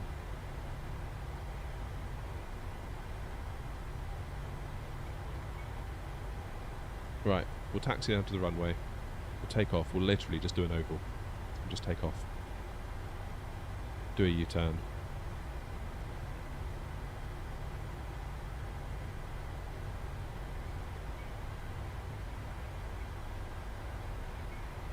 I might try leaving auto throttle on the entire time, because apparently at 50 feet they should automatically idle,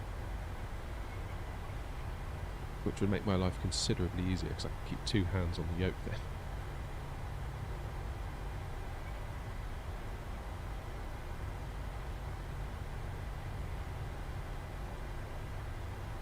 Oh, Wesson, you're too kind.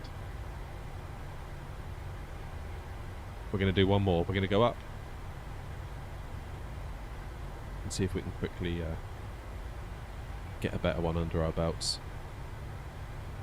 The winds were high, I know, but didn't like that. I feel like my confidence is starting to be affected with this thing, and I don't like that.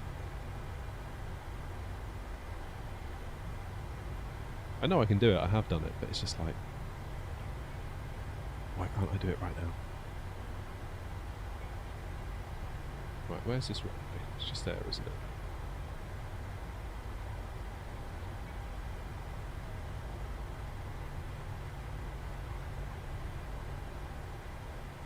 And we will try that again.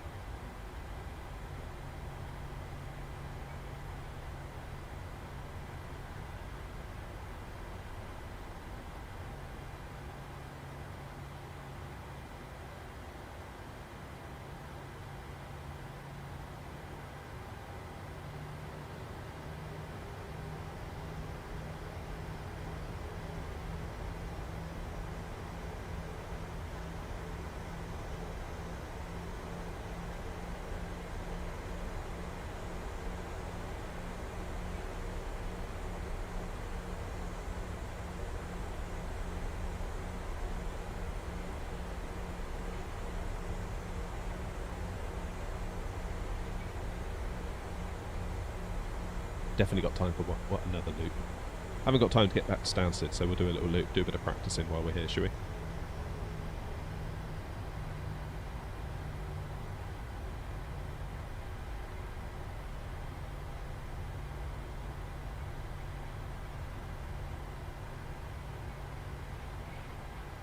Yeah, so all realism and procedures now go out the window. We're just literally getting up, doing a loop, coming back in on final.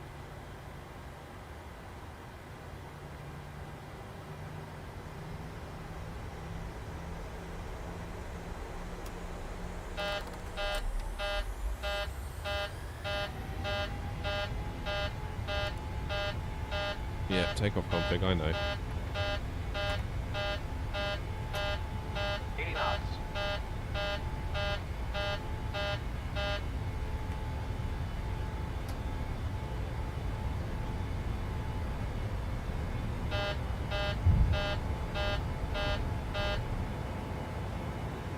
Never mind that. Climb. Gear up. Right, let's get out of here.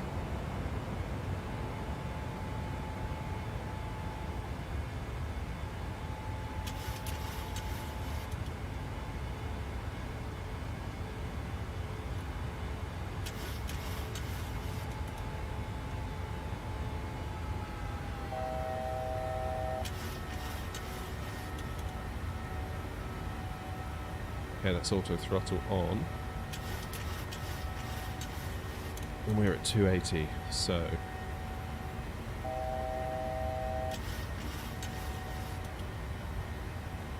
we will do altitude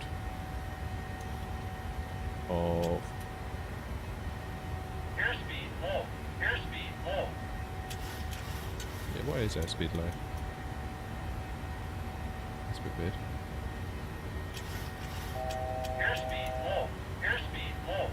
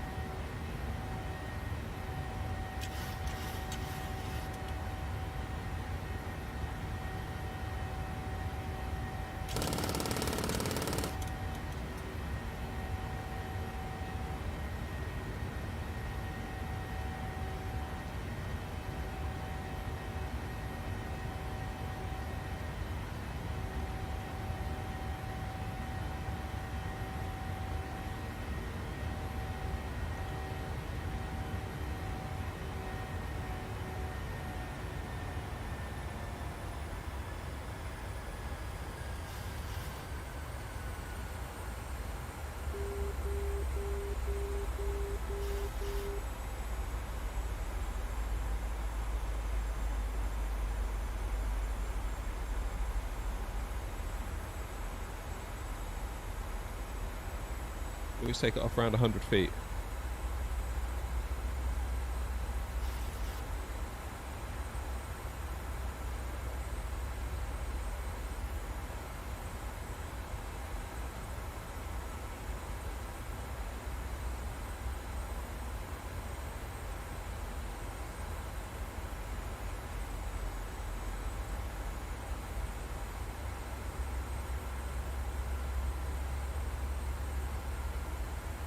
I definitely have a newfound respect for the 737.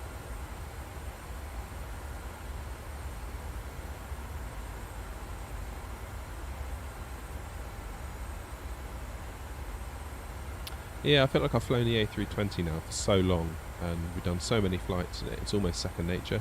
Like, occasionally I get it wrong, but this is like, it honestly is 50-50 as to how it goes.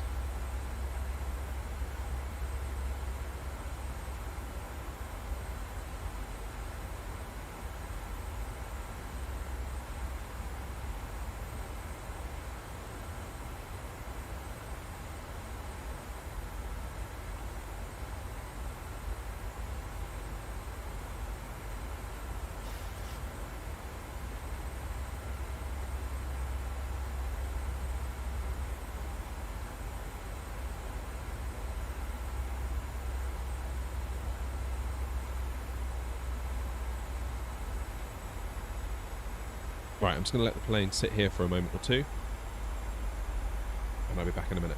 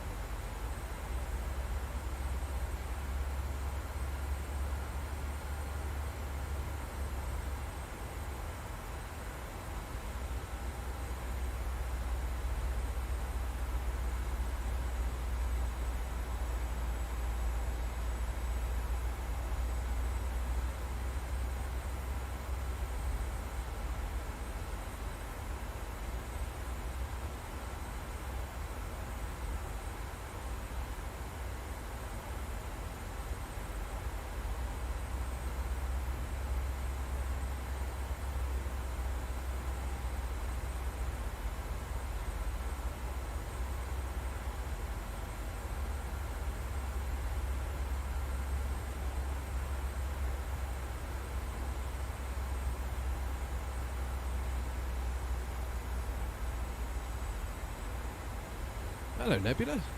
How you doing? Baby broke his leg. No way.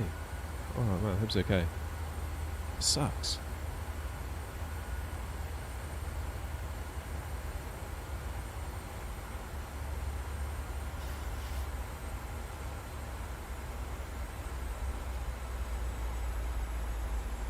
That's no fun.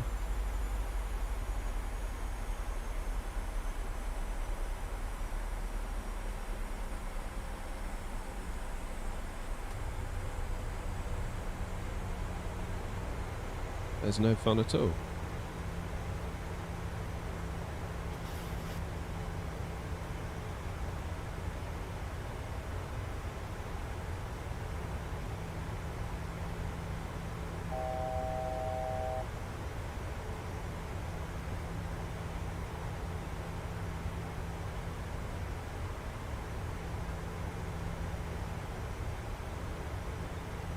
Alright. Whoops, wrong one. Wrong one.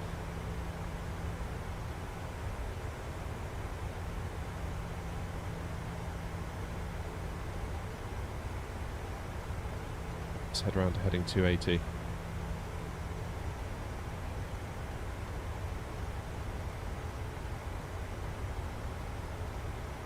Well, I'm sure I speak on behalf of all of us when I say best wishes to Bevy.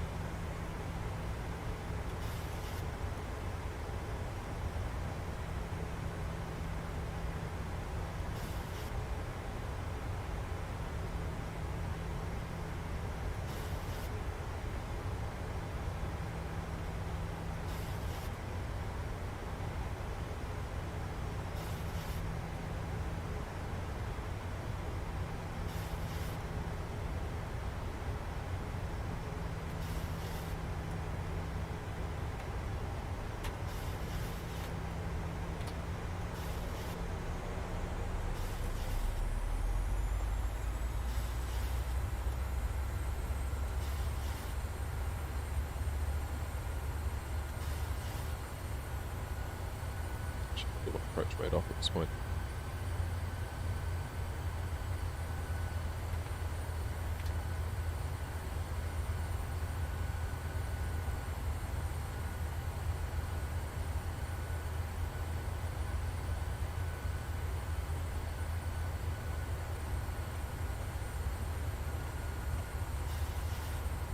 What is going on here?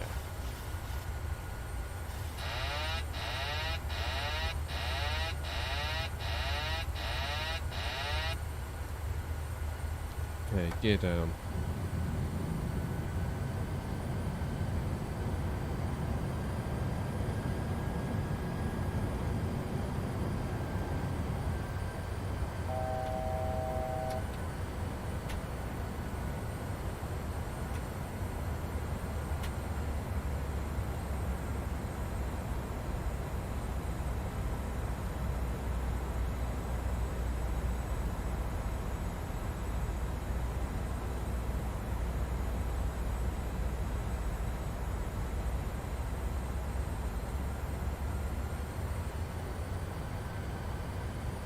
Okay, runway in sight.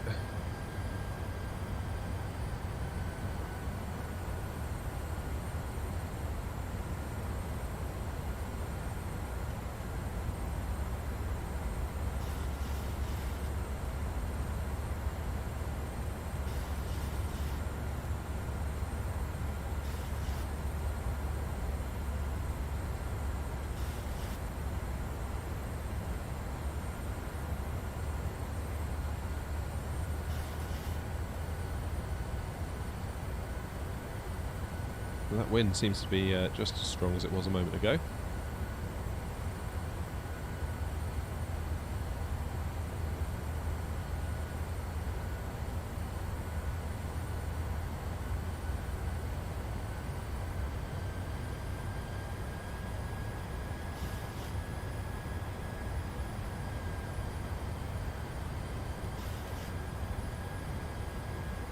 So if I leave auto throttle on, will it automatically bring them to idle at like 50 feet? Because looking at my checklist, it says verify that it's at idle at 50 feet.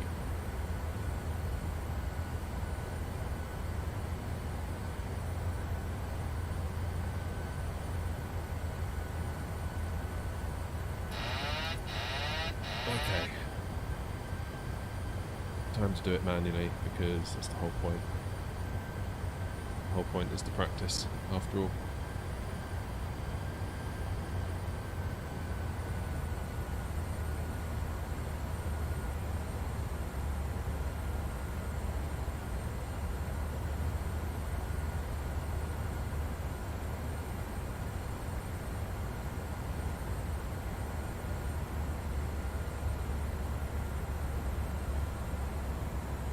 Geared down. 2500.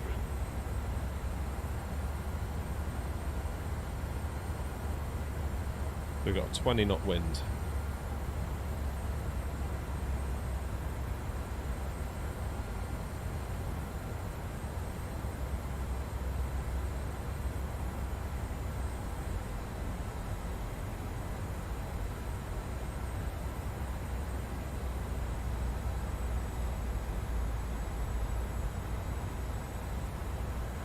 Yeah, that's almost got crab angle.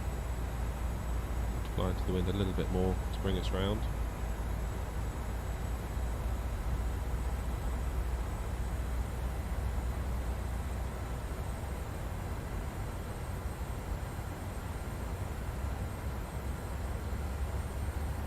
We're a touch on the low side.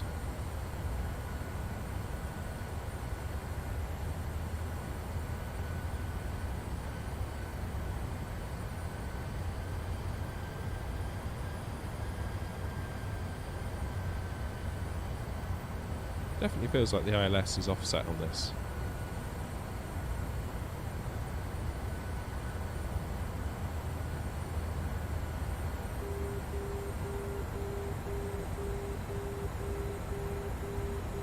Oh, that's a lumpy bump then.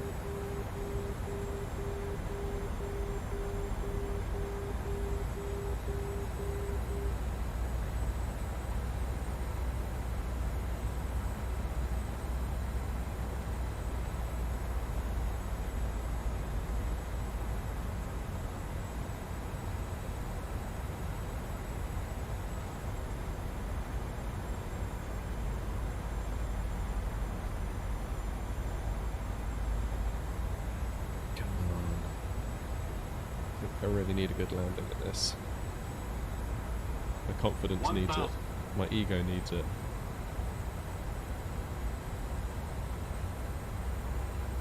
There we go, a little bit on the low side. I can feel that already.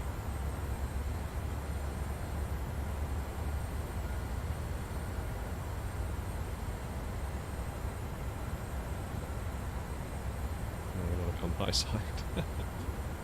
No, ILS seems happy.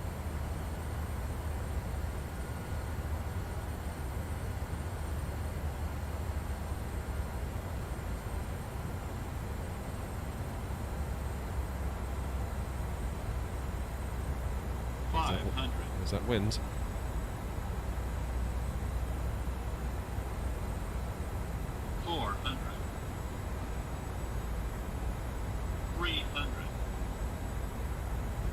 Glide slow, glide slow, glide slow, glide slow.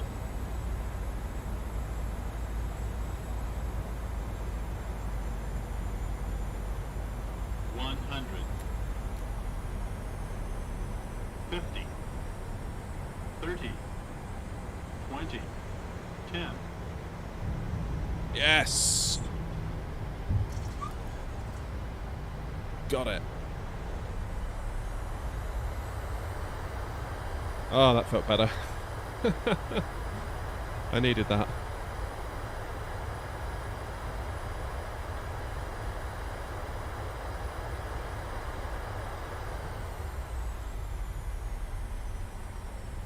Oh dear. There you go, Bevy, that one's for you. Hope your leg's okay. Best wishes from us all.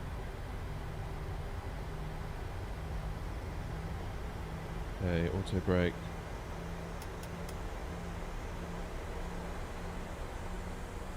Right, let's get off the runway, shall we?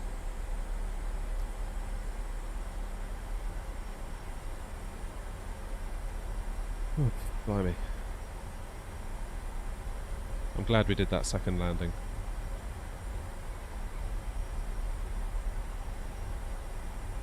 Cheers, Ash. Ah, Rob, I see you there.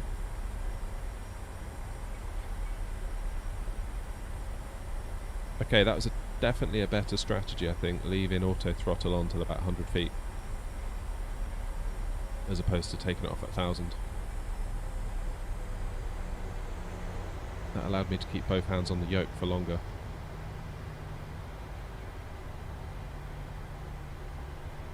I would say that landing was almost worthy of being made into a little video for the channel. I was quite happy with that.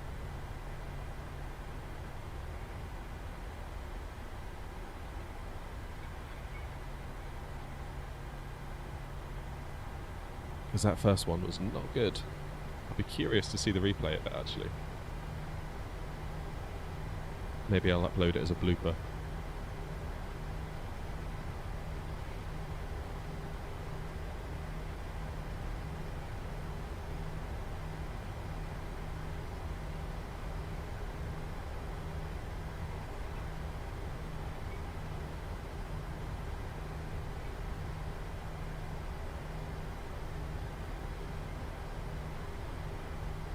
There's a long old taxiway. It's almost like we're in Amsterdam. Depending on the flight, you can spend longer taxiing in Amsterdam than you do actually spend in the air.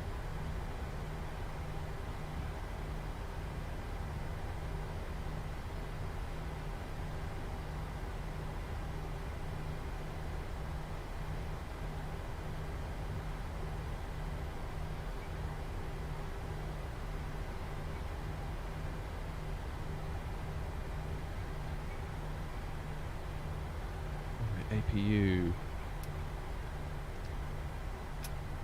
That.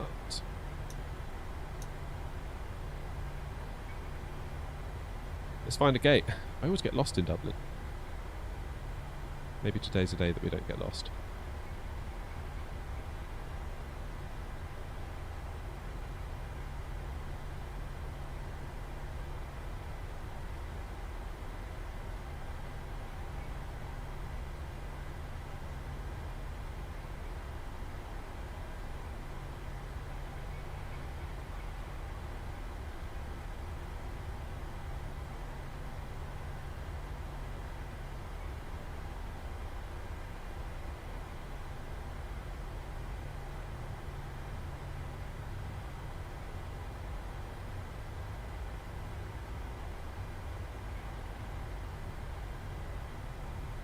Right, I'm going to try and get over to the right hand side there where that big terminal is, because I think over to the left is just crickets for the most part.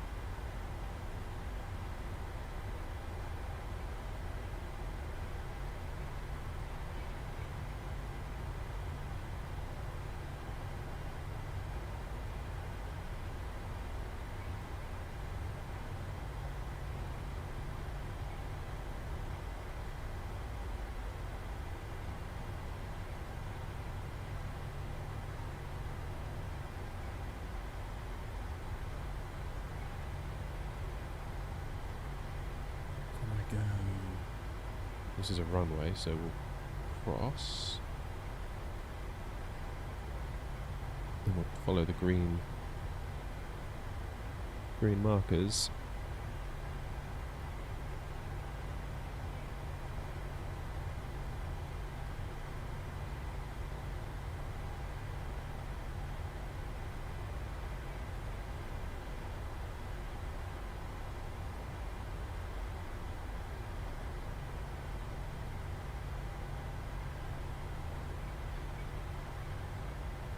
This looks good.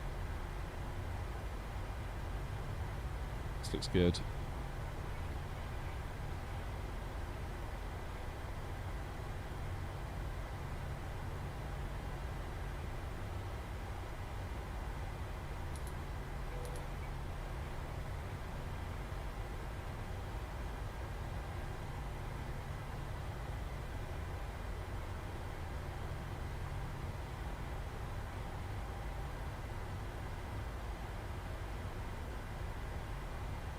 Oh, I should have put the yoke cam on for the landing. I forgot that. Really should have done the yoke cam. Never mind. You could have seen me all struggling to operate this Boeing yoke. Still, next time. Where am I going? Let's go up here, shall we?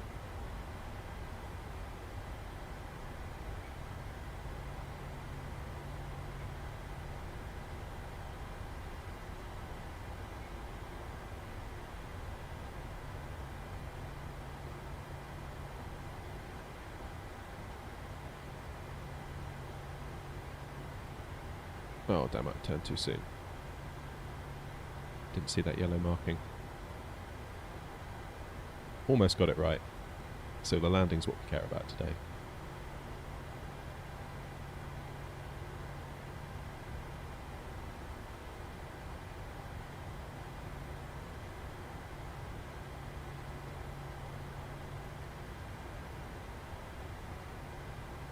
Voila! Stansted to Dublin with a second landing for good measure. Mostly to suit my ego. But it was worth it. Right, let's see if we turn off these engines. Get the flaps retracted. Parking brake on. And hopefully turn off our engines.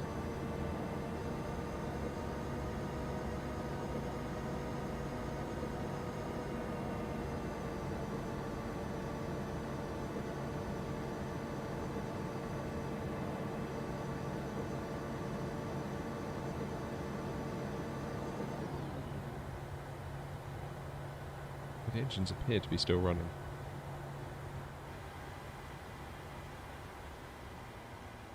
There we go.